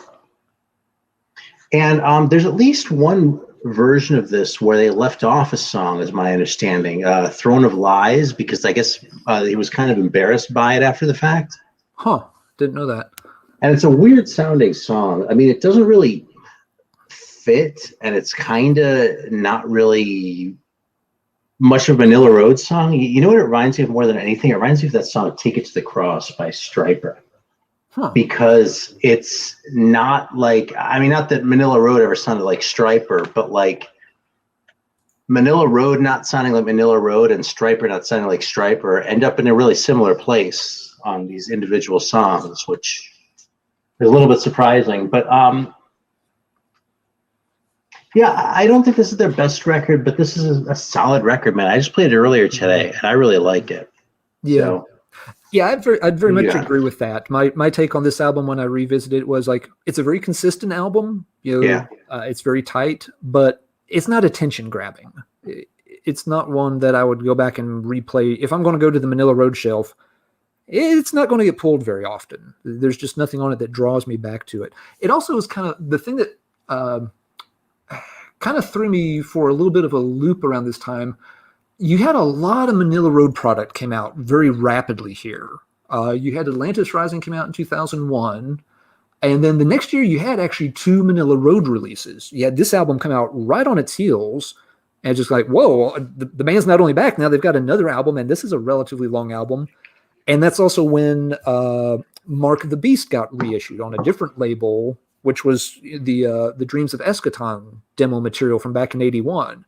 So it was so weird that you went from, years of nothing where you couldn't even find any of their old albums to just bang, bang, bang. And it was like, whoa, there's a lot of stuff to listen to all of a sudden. And again, these weren't necessarily all that easy to get a hold of. Black Widow never had great distribution in the US. The Monster Records stuff, unless you were ordering it directly from them, you weren't likely to find it in the wild. I got really lucky and found the Mark of the Beast CD at a record show from somebody who had got stuff for distro. But so all of a sudden he's like, okay, I gotta roll up the sleeves. I gotta start hunting down more Manila Road stuff. And now, wow, I gotta hunt down a lot of stuff very quickly. And whereas Atlantis Rising had got my attention very much. This album was like, well, it's okay. But it's certainly not a bad album, but it's not one that really holds my attention or makes me want to come back and play it a whole lot. One of the problems with this album is the production. The production. Once again, production issues. It sounds like it was recorded. I mean, they're recording all their shit themselves at this point. It's Midgard Studios, and it sounds very garagey, but yet you can hear everything. So it maintains that Manila Road spirit. It just has a very garagey sound. This album, for me, I think it's a great follow-up. If you read the liner notes in here, apparently most of this material for Atlantis Rising, he basically just went back and dug up some older Manila Road songs and gave them more of the modern spin that Atlantis Rising set forth. For me, the 7 trumpets, this title track, and Sands of Time with its amazingly epic solo, it puts this album on the map for me. Though I don't listen to it a ton, I'll always grab Atlantis Rising first, but this is a good album. What do you think about Throne of Lies? That is the worst song on the album, for sure. I mean, I still like the feel of the song. I just think they didn't take it where it needed to go. I compared it to Stryper while you were in the bathroom. Right. Oops. Next up is 2002. They released Mark of the Beast, which was originally recorded in 1981 and scrapped in favor of they thought it was unsatisfactory, and they wrote the stuff for Metal basically instead. Yeah, it was they were recorded in between Invasion and Metal. Yep. I don't have an OG of this because it goes for hundreds and hundreds of dollars, but what I do have is the Dreams of Eschaton reissue, which is basically Mark of the Beast with the track listing backwards. Yeah. Their are a lot of different versions of this, and the track order is different between some of them, and it can affect your listening experience. Like that one you've got, Marty, I think it starts with Venusian Sea and goes into Avatar, maybe? Aftershock and Time Trap. Yeah. Which is my favorite songs on this album, actually. Yeah, it's great. But then now, Aaron, the one you're holding starts with two of the longer tracks. Doesn't it? Does it not? Mark of the Beast, Court of Avalon. Yeah. And then Avatar. Yeah, Venusian Sea is a lot deeper towards the end of the track list. Mm-hmm. And there was for a long time, the only way to get that thing was a bootleg CD. I forget what little label it was put out on, but they were notorious for chopping songs. For example, they did Invasion and Metal on one disc together, but those are too long, so they left off Centurion War Games. And when they did the Dreams of Eschaton as a demo, they left two of the songs off, I think, so that it would come in, it came in at a much shorter running time. So really, kind of badly done bootlegs. But depending on, which version you get, the track list can be different. And so you get different, it can affect your perceptions. The one I've heard the most is the one Aaron's got, the Monster Records version. And the one thing, there are some good songs on this, but TLDR, I think Mark was right in scrapping that material in favor in going in a different direction for metal. I think if that had come out in 1982, it would have been very dated sounding, and kind of getting established in heavy metal circles. And I think he was right that he was on the wrong path and had to get it back on the road. Yep. See what I did there? Yeah, the song for me on that one is Aftershock is so good. Is a pounder. That could have been on the Metal album. Yeah. There's not a lot of other tracks from that I would have put onto Metal. Some of them are they're too long, they're too laid back, they don't go anywhere. And they could do that by then. They had done The Empire on Invasion, and that was a cool, longer, epic track. But some of the songs on this one, like Venusian Sea, they feel like they should build to something, and they don't. It's very jammy. I don't know if it's even jammy. It doesn't have the energy of a jamming. It's just kind of like, it's got this very laid back vibe to it. And just on the Monster version in particular, when you play let me look at the track list again over here, make sure I'm not screwing them all up. But on the Monster one, when it starts with Mark of the Beast and Court of Avalon and Avatar, it takes you almost half an hour to get through those first three songs. It's combined, they're about 26, 27 minutes just to get through those first three. And then you get to Dream Sequence, which is the weird little 2-minute kind of psychedelic trippy thing. Mm-hmm. And so you're way into this album. You're over the half hour mark by the time you get to Time Trap, which is what you might consider the first more straightforward, hey, here's something I can actually start to nod my head to a little bit more. Mm-hmm. But again, on a different pressing like the one you've got, Marty, the tracks are in a different sequence, so you don't have that same experience necessarily. Yeah. So that's my hot take on it. I think he was right to kind of leave that one by the side of the road back in 1981 and move on to other songs and other things. A little nugget to get later on, though, after their legacy has been established at that point.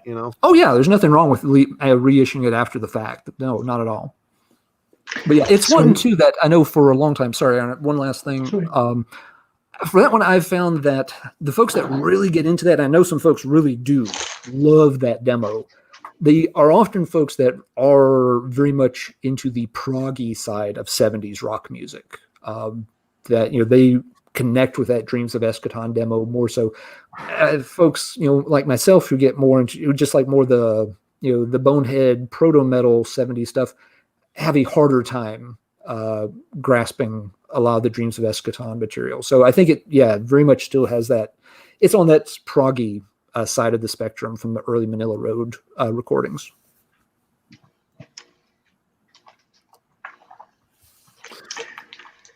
So when this one came out, I was just getting really into Manila Road. I was right sort of at that turning point. And actually also at the time, so I was living in LA. So I lived in Austin from there's a little more story than maybe you're ready for here. But I lived in Austin from 2001 to or late 2000 to 2002. And I met Dennis, who now runs Rockadrome at the record show in Austin. And I was looking for new wave British heavy metal 45s. He was like, I don't have any, but what you do is you need to talk to my partner, Phil, in San Antonio, because he's the one who has all that kind of shit. So I got in touch with Phil. And I only met Dennis the one time, and we've always been friendly, but I'm not like, I'm not super tight with Dennis, but I was really friendly with Phil. Like, we kind of hit it off, and I went and hung out with him for a while and bought a bunch of shit from him and did more over the years, but even more than I ever bought from him, we just like talk on the phone and shit. So I was kind of, I mean, I don't know how much of this sort of story people know, and I'm like wary of, I don't want to be like airing dirty laundry, but long story short, Phil kind of lost his mind. Dennis split up the business because he had to.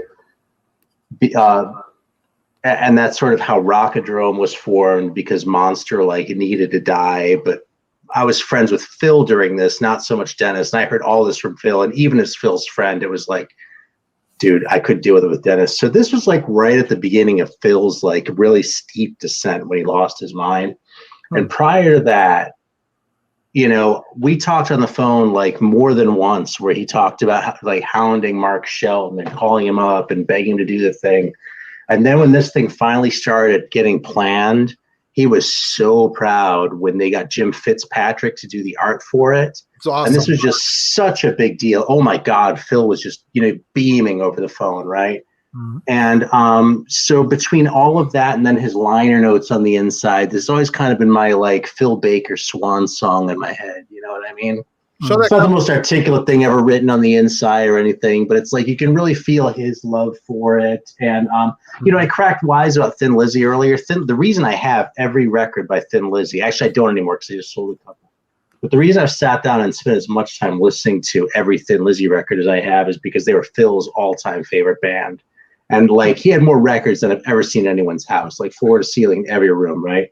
And I was like, out of all those records, Thin Lizzy is his favorite. I got to figure out what the deal is. So I never really completely got there, honestly, but I did get his love of this record, and it stayed with me to this day. And I was tempted to get the other one just because it's the new, like a real version. But in my heart, this is kind of the real version right here. That's great artwork, the whole thing. Yep.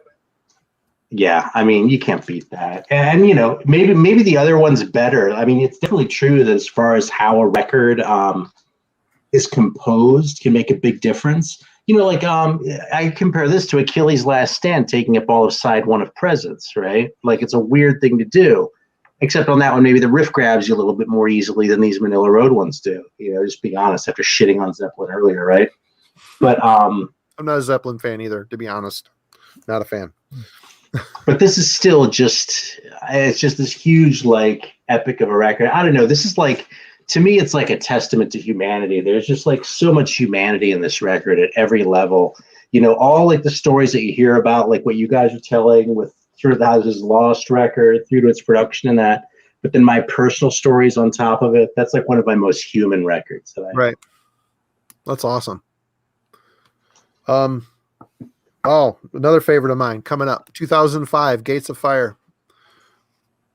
That would be me. Am I talking about that? I think it's you, Marty. All right. Well, good, because I love this album. And,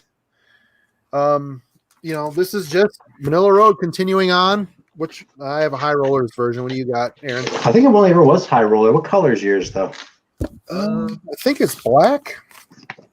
Mine's it was red. originally Battle Cry, but I don't know if they did it on vinyl. This album is, to me, got a lot. I mean, this is like a world building album to me. It's got a lot of atmosphere. The song Behind the Veil, I mean, Shelton started really getting into 12-string and acoustic guitar. Like these later albums always had like a song that was like a dominant acoustic or 12-string. And the song Behind the Veil with him singing on it is fantastic. Such a moody, sad song. And this is Corey Christner's debut as the drummer, and he is a beast on the drums. Holy shit. He's amazing drum work. Much better production than most of the newer albums since the Reformation. This is a really well-produced album.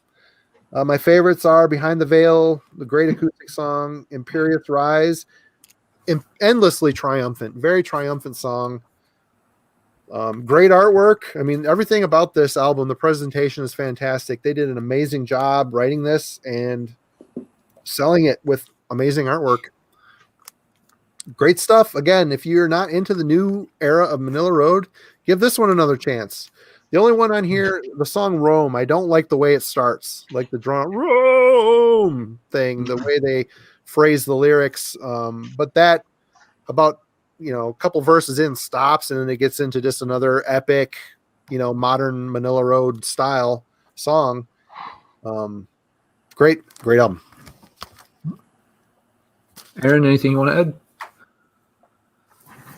This was, it's funny. This is the first of the later ones that I ever got, because it came out on High Roller, and I was getting almost everything High Roller put out at that point. Like in the early days, actually, I was kind of friends with one of the High Roller guys, so I used to buy pretty much anything that came out.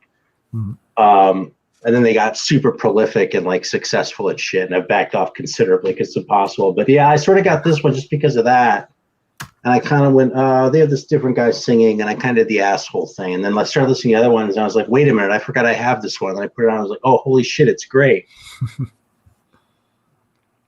That's about it, though. Yeah. My stories about Mark of the Beast are much more interesting. Oh, that's cool.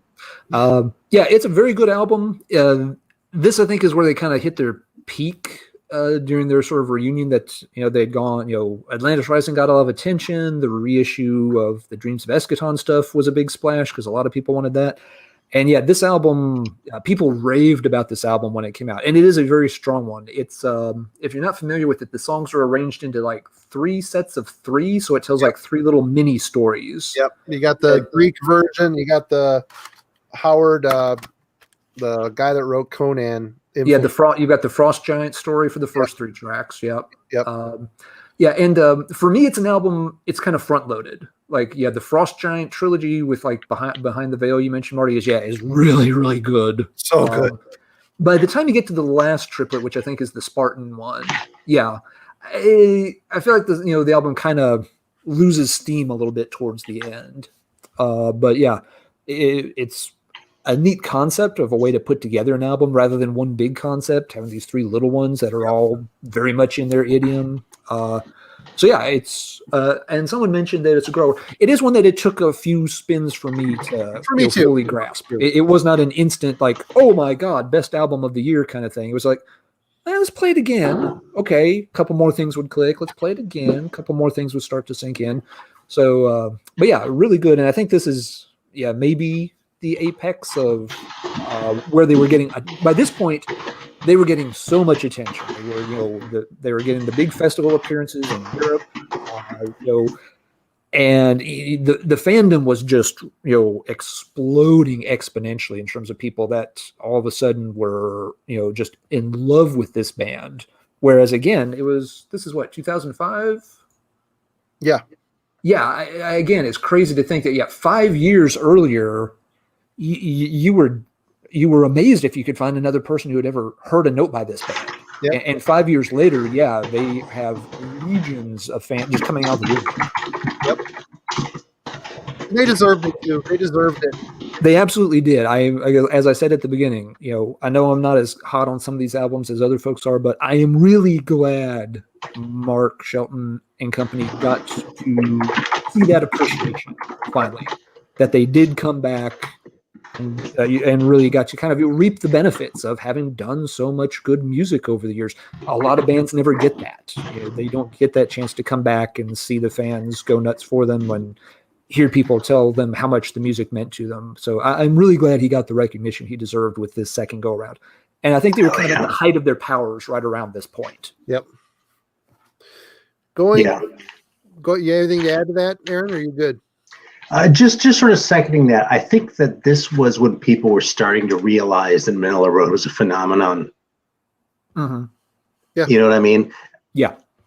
And starting to realize because, it was only the really geeky collectors like us, you know what I mean? The ones who are geeky enough to start YouTube channels about it later on, right? Yeah. But that was still enough people spread out over enough of the world that I think we've sort of, let it be known that we're here. Yep. Which leads us to 2008's Voyager. I think it's your turn, Aaron. Oh shit! Because I don't have anything to say about this one. This is one of the ones I know the least. So Voyager, nothing's really jumped out at me about it particularly. There's nothing to dislike, but I don't have a lot of great shit to say about this one. It's one of many. I think it's another great album. For me, that Corey Christner guy on drums kills it. Jesus, the drum patterns. He might be making things excessively complex, but the notes he's throwing in there, it makes sense, and it really gives these riffs a kick in the ass. The song for me on that album is Tree of Life. Again, another epic, modern day Manila Road, melancholic themed song with amazing solos. If anybody has a line on that on vinyl that isn't insanely cost, please hit me up. That's one I need. I got it on. Really? Yeah. Is it that bad? When I got this, it was like around, but yes, I was also making a lot of money then too, so I probably shouldn't even say it. Forget it. I checked. It's like going around $50, and which I can't do that right now. Yeah, no, I understand. Do 50, it's a bit much. Plus, most of them are overseas, which I'm not going to pay another $30 on top of it for shipping. So yeah, and wait 2 months for it to hopefully not get lost in the mail. Yep. Yeah, I'm kind of with Aaron on this one. I have very little to say about it. This is the point where They settled in. They had settled in, and it's certainly not a bad album. Again, I don't want it to come across like I'm crapping on some of these albums, but it's a very long album, and the tempo's slowing back down. But this, you get long songs that are very mid-paced to slower, and I know it's over an hour. How much over an hour is this one? Voyager clocks in at 1 hour and 4 minutes. So you listen to it, and yeah, it's a bit of a journey. Not because it's bad, just it's long. There's nothing bad about it. I'm looking at my notes, from when I've revisited it, and it's like, yeah, there's some good stuff. Tree of Life, Serpent King, Blood Eagle is one that actually gets it rocking a little bit better. But it's just that, yeah, overall, it's kind of a quiet, subdued album for the most part. It's not heavy doomy in the sense that Crystal Logic or Open the Gates was. It's not got this really loud in your face sound like Atlantis Rising had. It's again, it's kind of I'd say it's more a subtle album. So it's not bad, but it's. I'm not often in the mood to spend an hour working my way through something like that. Right. So yeah, not a bad album, but yeah, I've squeezed as many minutes out of this as I can.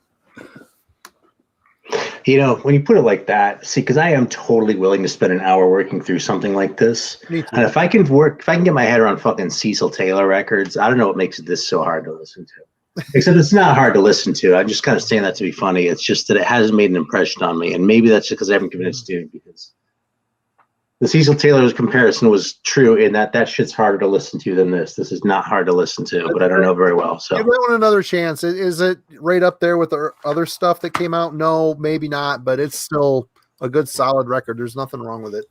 You know what I did notice going through these was that my favorite ones of the later eras were the single LPs. And, I tend to go off about, the whole like CD era phenomenon of people making records that were longer than they should have been. Yeah. I'm not going to go quite as far as to say that Manila Road was guilty of that. But my favorite latter day ones that I'm getting ready to hype here are Playground of the Damned and Mysterium, which are both singles. So I wonder, And which we are now up to Playground of the Damned. I think it's Alan's turn. Yep. And for me, Playground of the Damned is kind of a continuation of the Voyager sound. Again, it's not a bad album at all. It's produced poorly. It has a terrible production, once again.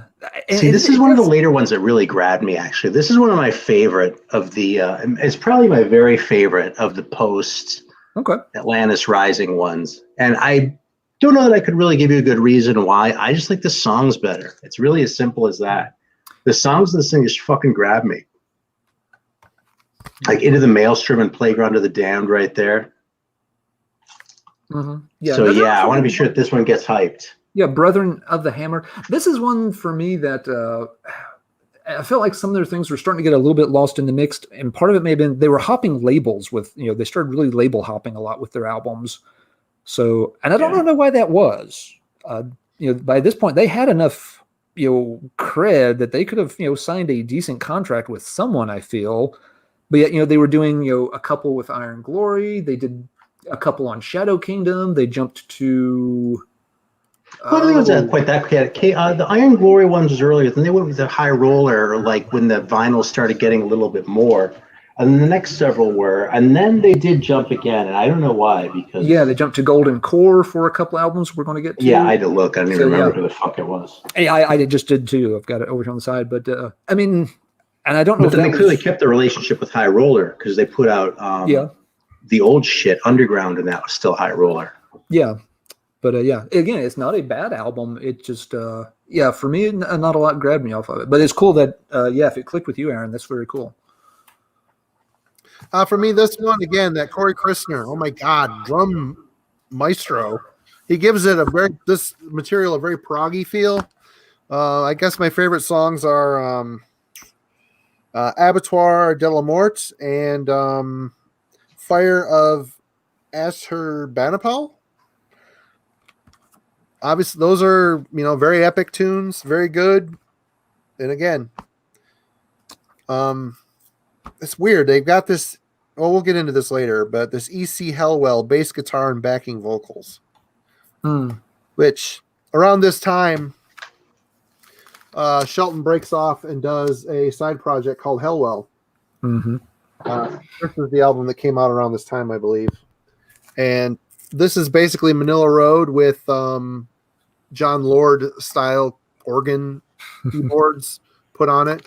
And there's a song on here, Tomb of the Unnamed One. Holy shit. It is. It's one of those songs that plays and I go back to it time and time again. It's like it's in the super epic modern Manila Road style, but it's so good. And Shelton sings on all this stuff. I don't think Hell Roadie is on this one. But and this one came out 2017. This is a lot thrashier.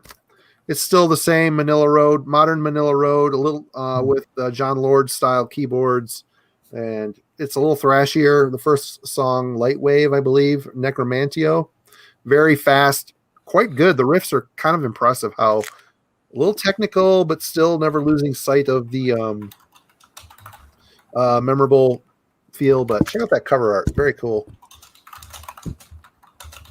Oh, this Hellwell shit's really good. And I know this is a tangent, but worth mentioning. If if you have never heard of Hellwell, check them out. It sounds like Manila Road because it basically is. But yeah, I think we're done with this one, aren't we? Playground of the Damned. Yeah, and if y'all in the chat are sitting there thinking, "Oh, they're called Hellwell. What a shitty fucking name." I don't give a crap about that. That's what I did too, and I was wrong, and Marty was right. What? So check out those Hellwell records. Those are fucking really good. And I was like, Hellwell. I mean, what a stupid ass name, first of all.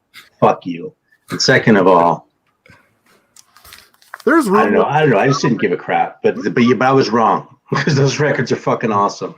Both of them. There's rumors going around that there was special appearances by Hell Roadie, Brian Patrick, and Joshua Castillo. But it says E.C. Hellwell, Mark Shelton, and Johnny Benson. I've heard rumors that this is all Shelton, and that's a lie, that there was a band with it. But I don't know. It doesn't matter at this point. It's a great – both of these records are great. The first one being a little bit better. I think a lot more feeling to it. But check out Hellwell for sure. So did you say it was Castillo from Chromium Dioxide? No, it's not him. I don't think that Castillo would no. in the comments, Marty, Captain K mentions that Hell Roadie does half the songs on the first album. Okay. So good to know. Oh wow. Saw them first on Playground playing a 3-hour show at the Hammer of Doom Festival. That had been awesome. I saw them once and they were great. It was Atlantis Rising era. Yeah, fuck you, Jurgen. I'm jelly as fuck. Yeah, me too. I would like to. They didn't play for 3 hours. It was a 3-day festival that I saw them at. I'd like to have seen them for 3 minutes. Yeah. Yeah, I just typed the same thing in the comments to Jurgen. Okay, next up we've got Mysterium. Mm-hmm. Yep, another one on Shadow Kingdom. Yeah, and this one, I'll jump in here. This for me, I really like this one. Now, again, I felt like, if the past few albums they had kind of settled into their groove and were doing consistent albums, but not things I revisited a lot.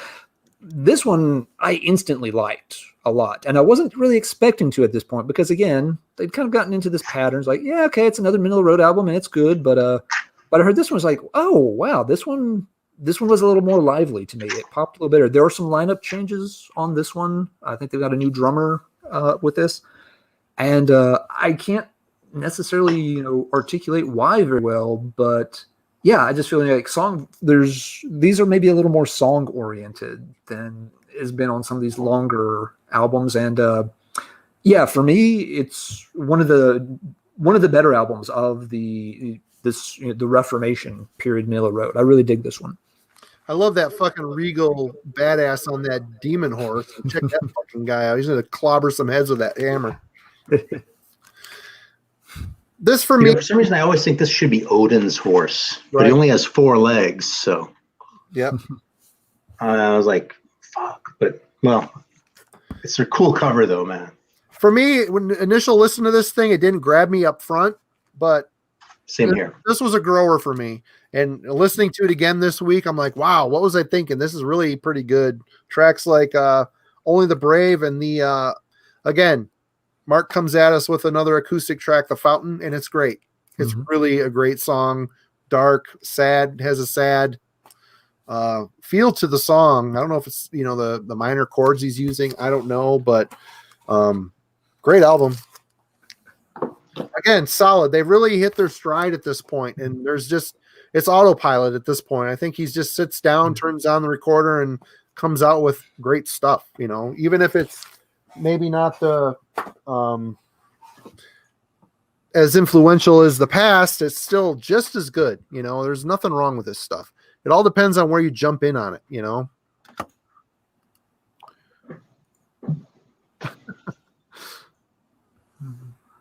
Oh, we're winding down, Jeff. We're actually getting pretty close. We're getting there, Jeff. Only a couple more. I was hoping we'd fit it into 2 hours. Yep. Not that I care if we go longer, but No, on principle, it seems like. So, anybody else anything to add on Mysterium? Very cool album. One of my favorites from this era. Okay. Yeah, one I just like a lot for the songs. Next up, Blessed Curse, 2015. Yeah, it kind of brings us to the one where we first started talking about Manila Road kind of hitting their groove. Because I think I clued in as maybe too strong, but I think my initial response to this was more favorable than yours, Marty. I initially did not care for this album, but again, after I did that stupid review, I wish I could have taken it back because I end up liking this album too. But the thing is, you weren't wrong. You know what I mean? This is really, these other ones, you can listen to, Voyager and say that, yeah, you can kind of hear they're settling into that groove. But this one really kind of sounded like they're settling into that groove. You know what I mean? Yeah. A little bit more than that one. And it's a really good groove. And I really like this record. But, I agree.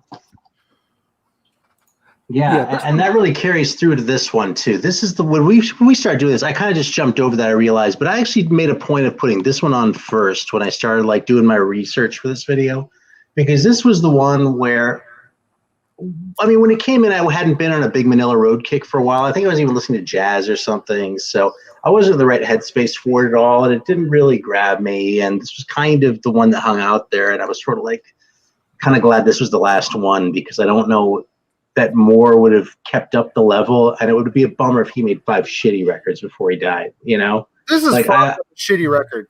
It's not. It's not a shitty record. It's a really good record. And listening to it again with fresher ears, yeah. But it's still in that same groove that I heard on the Blessed Curse. You know what I mean?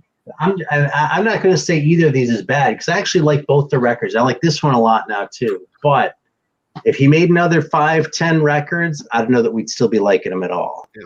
This is mid-pace, dominant. It's got a very melancholic vibe to the whole album. It's very mellow. It's really low-key epic, isn't it? Very low-key. The transitions are very subtle, and I don't know. It's just a really solid record.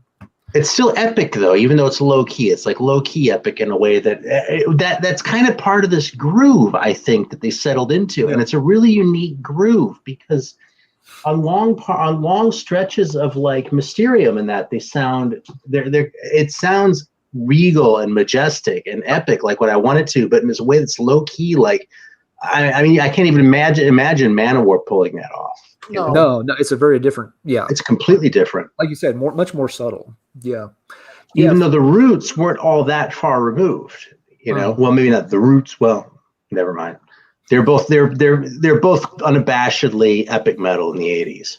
Yeah.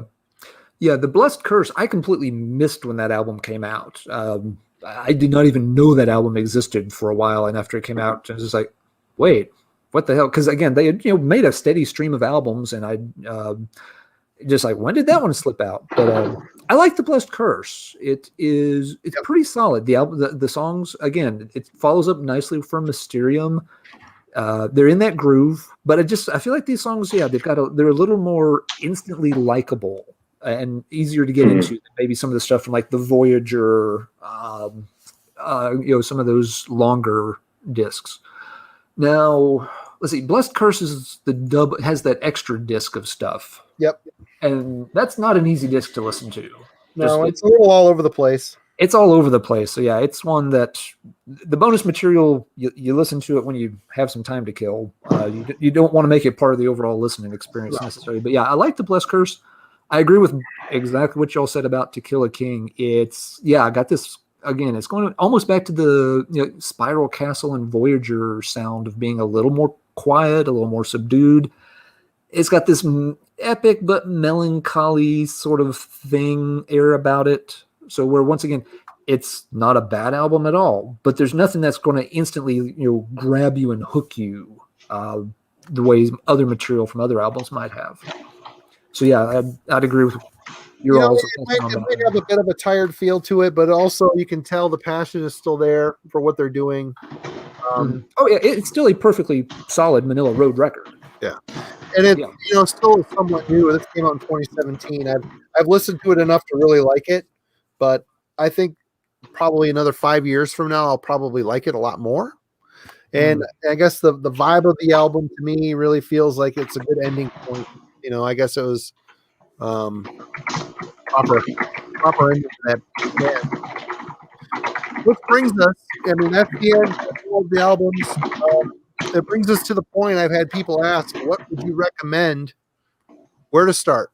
It's a vast 18 album catalog. Who wants to go first? Aaron, where would you start? What would you recommend someone that has never heard Manilla Road? Where would you tell them to jump in? Depends on who they are. But probably, Crystal Logic, realistically.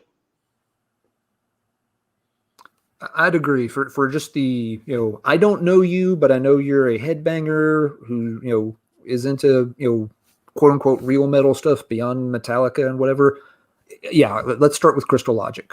It's an easy one to get into. It's got a good heavy sound. It's going to give you a decent idea of what their classic sound was like.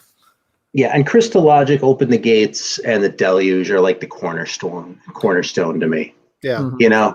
That's just like, those three are just absolutely indispensable. And that doesn't mean I don't love the, earlier ones. Shit, my hair is doing all this weird shit. I can't. It's hard for me to imagine living in a world without Invasion. I really love that record. Right. It's a cool, fun record. Yeah. I don't think that's it's kind of off here doing its own thing, I don't think I would recommend that stuff until people have their feet wet in what Manilla Road became before. Because if you introduce that stuff to them first, I think that's going to appeal to. I think that style appeals to the older crowd of Manilla Road fans, to be honest. See, right as you're saying this, though, VK jumps in, Mr. Zep Pearl, and says, "Okay, I know you. Where he, you know me. Where do I start?" I think he might like Invasion. Big fucking Zeppelin head, like kind of coming from more of that kind of a vibe. Invasion is a metal record, but if I mean, VK could start with Open the Gates too and be just fine. I'm not really worried about that. But if that's sort of your background, but you want to sort of test these waters, Invasion is a really easy entry point in a way, you know? Yeah. Mm-hmm. True that. But it has nothing to do with what they became.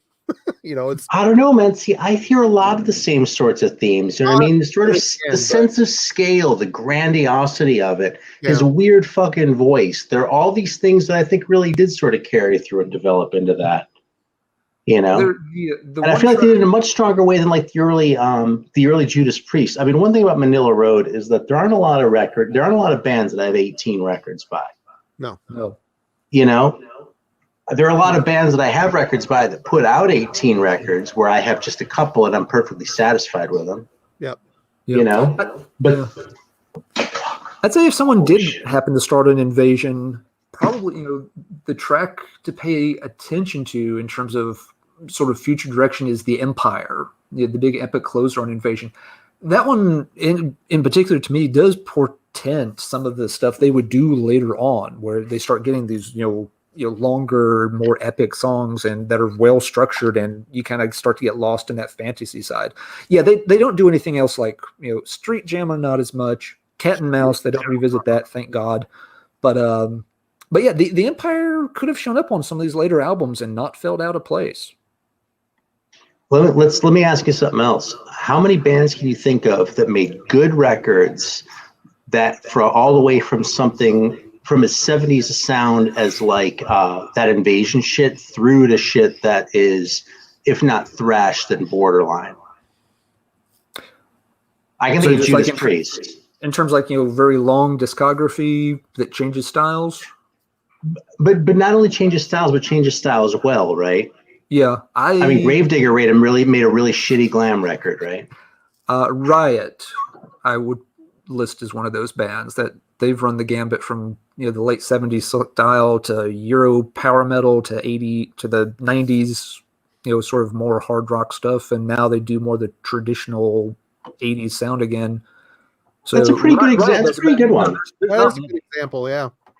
Yeah, but I don't think they ever did anything as hard as as Out of the Abyss. No, Riot never went doomy or thrashy. They went through different styles, but they didn't go into that direction. No. God, this is a tough one. I can't think of. I mean, Priest, Riot. Because you have to be good at both ends too. Frankly, if Priest only had Rock-a-Rolla, I wouldn't count them. But they had Sad Wings of Destiny and Sin After Sin. Mm-hmm. So they're, you know, absolutely. You know, there are some people that would, you know. Sabbath never did it, though. Sabbath never made a good 80s metal record. I mean, they did with Born Again, but that was sort of a cross between what they thought it was in their drunken stupor and just sort of the leftovers from the 70s. And it's great, kind of by accident, you know? Yeah. I guess it depends on whether you consider Mob Rules and Heaven and Hell's 80s metal records or not. Well, I have them filed with my 80s metal records and the Ozzy ones with my 70s metal records. So, you know, that's my vote on that one. But that said, the point is, I don't think that they ran as wide a gamut as successfully as these other guys did. Well, but you could prove me wrong. I don't know every Sabbath record. We can listen to some of the later ones. I've never heard Forbidden. I've never heard that album. It's okay. I never listened to. No, I think I listened to Tear when it came out. I like Tear actually. Going back and no, Tear is cool. Good album. Yeah. It doesn't really sound much like Black Sabbath but I don't know. Yeah. So who else is there though? Not Raven. No, they've kind of always been the same. Yeah, but they founded in like 74 or something, didn't they? But there's nothing from there. You know what I mean? What they have from 80 sounds like when I saw them 10 years ago. Jackson, although they've got some crap albums, they've kind of changed over the years. They started out a certain new wave of British heavy metal. They ended up kind of going a power metal route. I love 3 albums, like I can't remember the names of them. Lionheart. Their power metal stuff is really quite good. Yeah, but yeah. Again, I don't feel Saxon. If Aaron's looking for something that covers the same breadth, Saxon kind of goes from here to here. And they've got a couple '80s inspired albums where it's kind of skinny, you know. Yeah, all their stuff is still a much narrower bandwidth. Yeah, it's hard to think of examples because you don't have a lot of bands that persist that long period, and a lot of the ones that did, they stayed in one lane the whole time, more or less. Yeah. There's ACDCs and Motorheads and stuff that they found their groove and they stuck to it and rode it to victory. They didn't necessarily branch out and go through a lot of iterations. So, yeah, I don't know Aria well enough to speak to it, by the way. Jurgen's bringing them up in the chat. So I like the first couple, but I know they've been around forever, but I haven't heard all their records. Yeah, I've heard a little bit here and there, but yeah, not enough to talk. Yeah, he's shown some of their records. It sounds pretty interesting to check out for sure. Yeah. As far as recommending Manila Road records, I mean, I think the safe recommendation is certainly Crystallogic. I mean, that's got some of the classic tracks. It's got a little bit of the first wave, the first era mixed in with it, with Flaming Metal System and Free Again, and I would say Atlantis Rising for the new stuff. I think that's a good jump on place for the more modern Manila Road. Just epic, heavy, great stuff. Aaron, what would you pick? If somebody just wanted to hear something from the 21st century Manila Road, what would you pick? Say they've heard the old stuff. Yeah, I get it, but I never checked out the reunion stuff. What would you recommend they start with? Probably Playground of the Damned. Playground. Okay. I'm trying Atlantis to think. Rising. What would It's funny. Atlantis Rising never did as much for me. I never disliked it, right? But it never did as much for me until earlier today. I put it on. I was like, "Oh, holy shit! That's why Marty likes this fucking record so much." This fucking record. The riffs are heavy and really good, really catchy. I feel like it's Johnny Come Lately extolling it too much because I feel like I haven't settled into having figured it out yet. You know what I mean? Yeah. I'm not. In fact, one of the questions I'm going to ask is which records you have in your stacks that you're leaving out to listen to later on after we finish this. Because I kind of thought I'm going to be so sick of this shit. I'm not going to want to listen to Manila Road for a while because I've been listening to him for the last few days. But I've left 3 out that I'm going to play again on the strength of this conversation. Yeah. I'm going to look at Ashketon in these Hellwell records. Okay. I'm going to wrap up the other question first. I think as good as Atlantis Rising is, I don't know if I'd recommend that as the one for folks to check out if they're wanting an introduction to the new stuff, just because I don't feel like a lot of the other 21st century Manila Road albums sound a huge amount alike. I think if you hear Atlantis Rising and then listen to the others, you're going to feel like none of these really feel quite like Atlantis Rising does. For the newer stuff, I think I would recommend, I want to go with Gates of Fire, actually. It's a very strong album. There's a lot you can get into there. But yeah, it doesn't feel drawn out the way maybe Voyager or Spiral Castle did. So I want to pick that one as maybe a better jump off point for folks if I was going to recommend a 21st century one.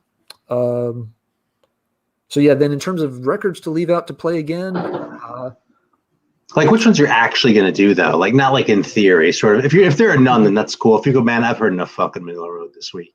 I don't blame you. No, I would probably give Mysterium and Blessed Curse a few more spins before I put them away. And what did you say, Marty? The Hellwell ones and which one? Yeah. The Dreams of Eshketon. Your Mark of the Beast, basically. Mark of the Beast. Mm. And I've had a great time listening to Manila Road this week. It has been when I first put it forth that I was going to do this a year ago, I was listening to a shit ton of Manila Road. And then I just stated I was going to do this and I fell off. I wasn't in the mood. And then, prepping, once we decided that this was the day we were going to do this, I started. I threw on Manila Road records and I'm like, holy shit. It was like I was hearing the band for the first time again. It had been so long since I've spun them. And I've just been having a great time spinning the shit. It's been so much fun. And I'm not ready to put the stuff away yet. I'll probably give Gates of Fire another spin too. Do you have After Midnight? I do on vinyl. You should listen to that again. I got that on CD, actually. I have it on CD. Yeah, so I have Mystification, Voyager. See, I don't know if I'm actually going to play Voyager. Mark of the Beast, though. Yep. Again. And then Atlantis Rising, which is probably going to get a couple more listens. Yeah, so good. Yeah, and just for reference, I didn't pull any records to show tonight because I knew both Aaron and Marty had that covered. I didn't figure all three of us needed to wave things around. But I don't have all their albums in physical format. I've got a lot that are just on digital format. But But yeah, and some of them, again, I can play Crystal Logic any day, any week. I love that album, but is it something I'll keep out and play again right away? No, I don't need to. I've played that album a huge amount, but it will definitely, that Open the Gates will definitely, they come back off the shelf regularly. Other albums, when I'm in the mood for them.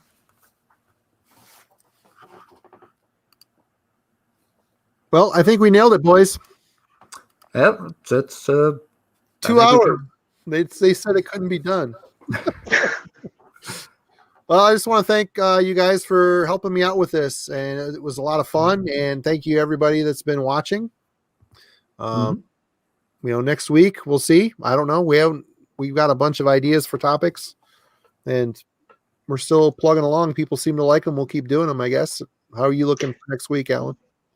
Next Friday, yeah, I should be available. It's the last day of final exam, so can't think of a better way to celebrate than not grading papers and instead talking about metal. What are you going to say, Aaron? Well, I thought of a topic while we were talking about the shit before, because it applies to Manila Road, right? Records where you now have no idea why you didn't like them at one point. I put on Crystal Logic and I go, how did this not blow me away the first 5 times I played it? It's just incomprehensible to me. And there's probably 100 records like that. Yeah. Yeah. That could be interesting. That'd be a fun one too. Yeah, for sure. Yep. It'd totally be the kind of one where you do it and then afterwards, oh, fuck, I forgot this one. That's a really good one. There'd be like 3 at least.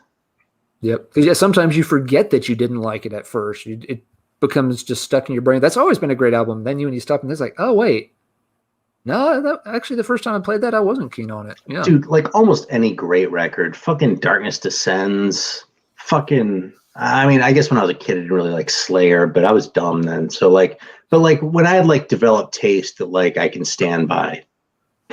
At that point in my life, I suppose, I'm being too hard on myself. I was just a fucking kid. There was a time early on I couldn't get into Merciful Fate because of the vocals, but man, when it clicked, I was like, what was I thinking? This is so good. Yep.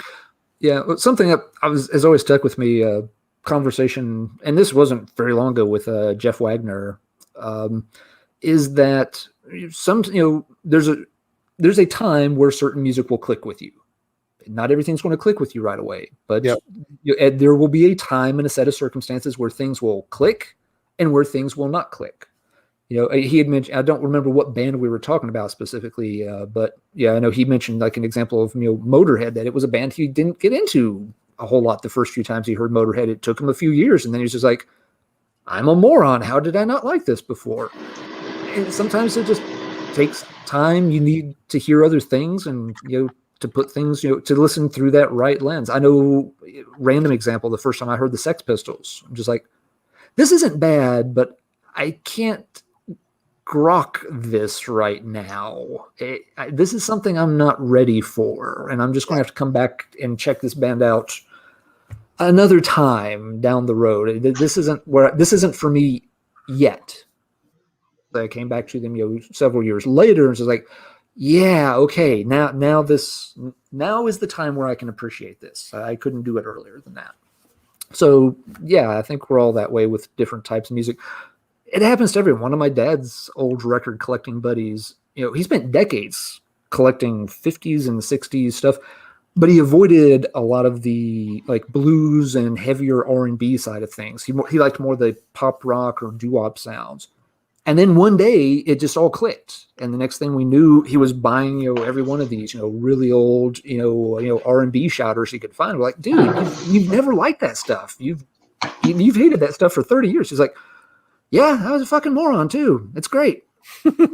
It took him decades to get it, but one day he got it. It was the right time for him to find that music interesting and connect with. And so he started to gobble it up. Yep. So it happens to everybody with music. Well, folks, you will see Aaron back again, I'm sure. He's a favorite of ours for sure, and I'm sure we'll have a topic that it needs some of the theologian expertise. Yes.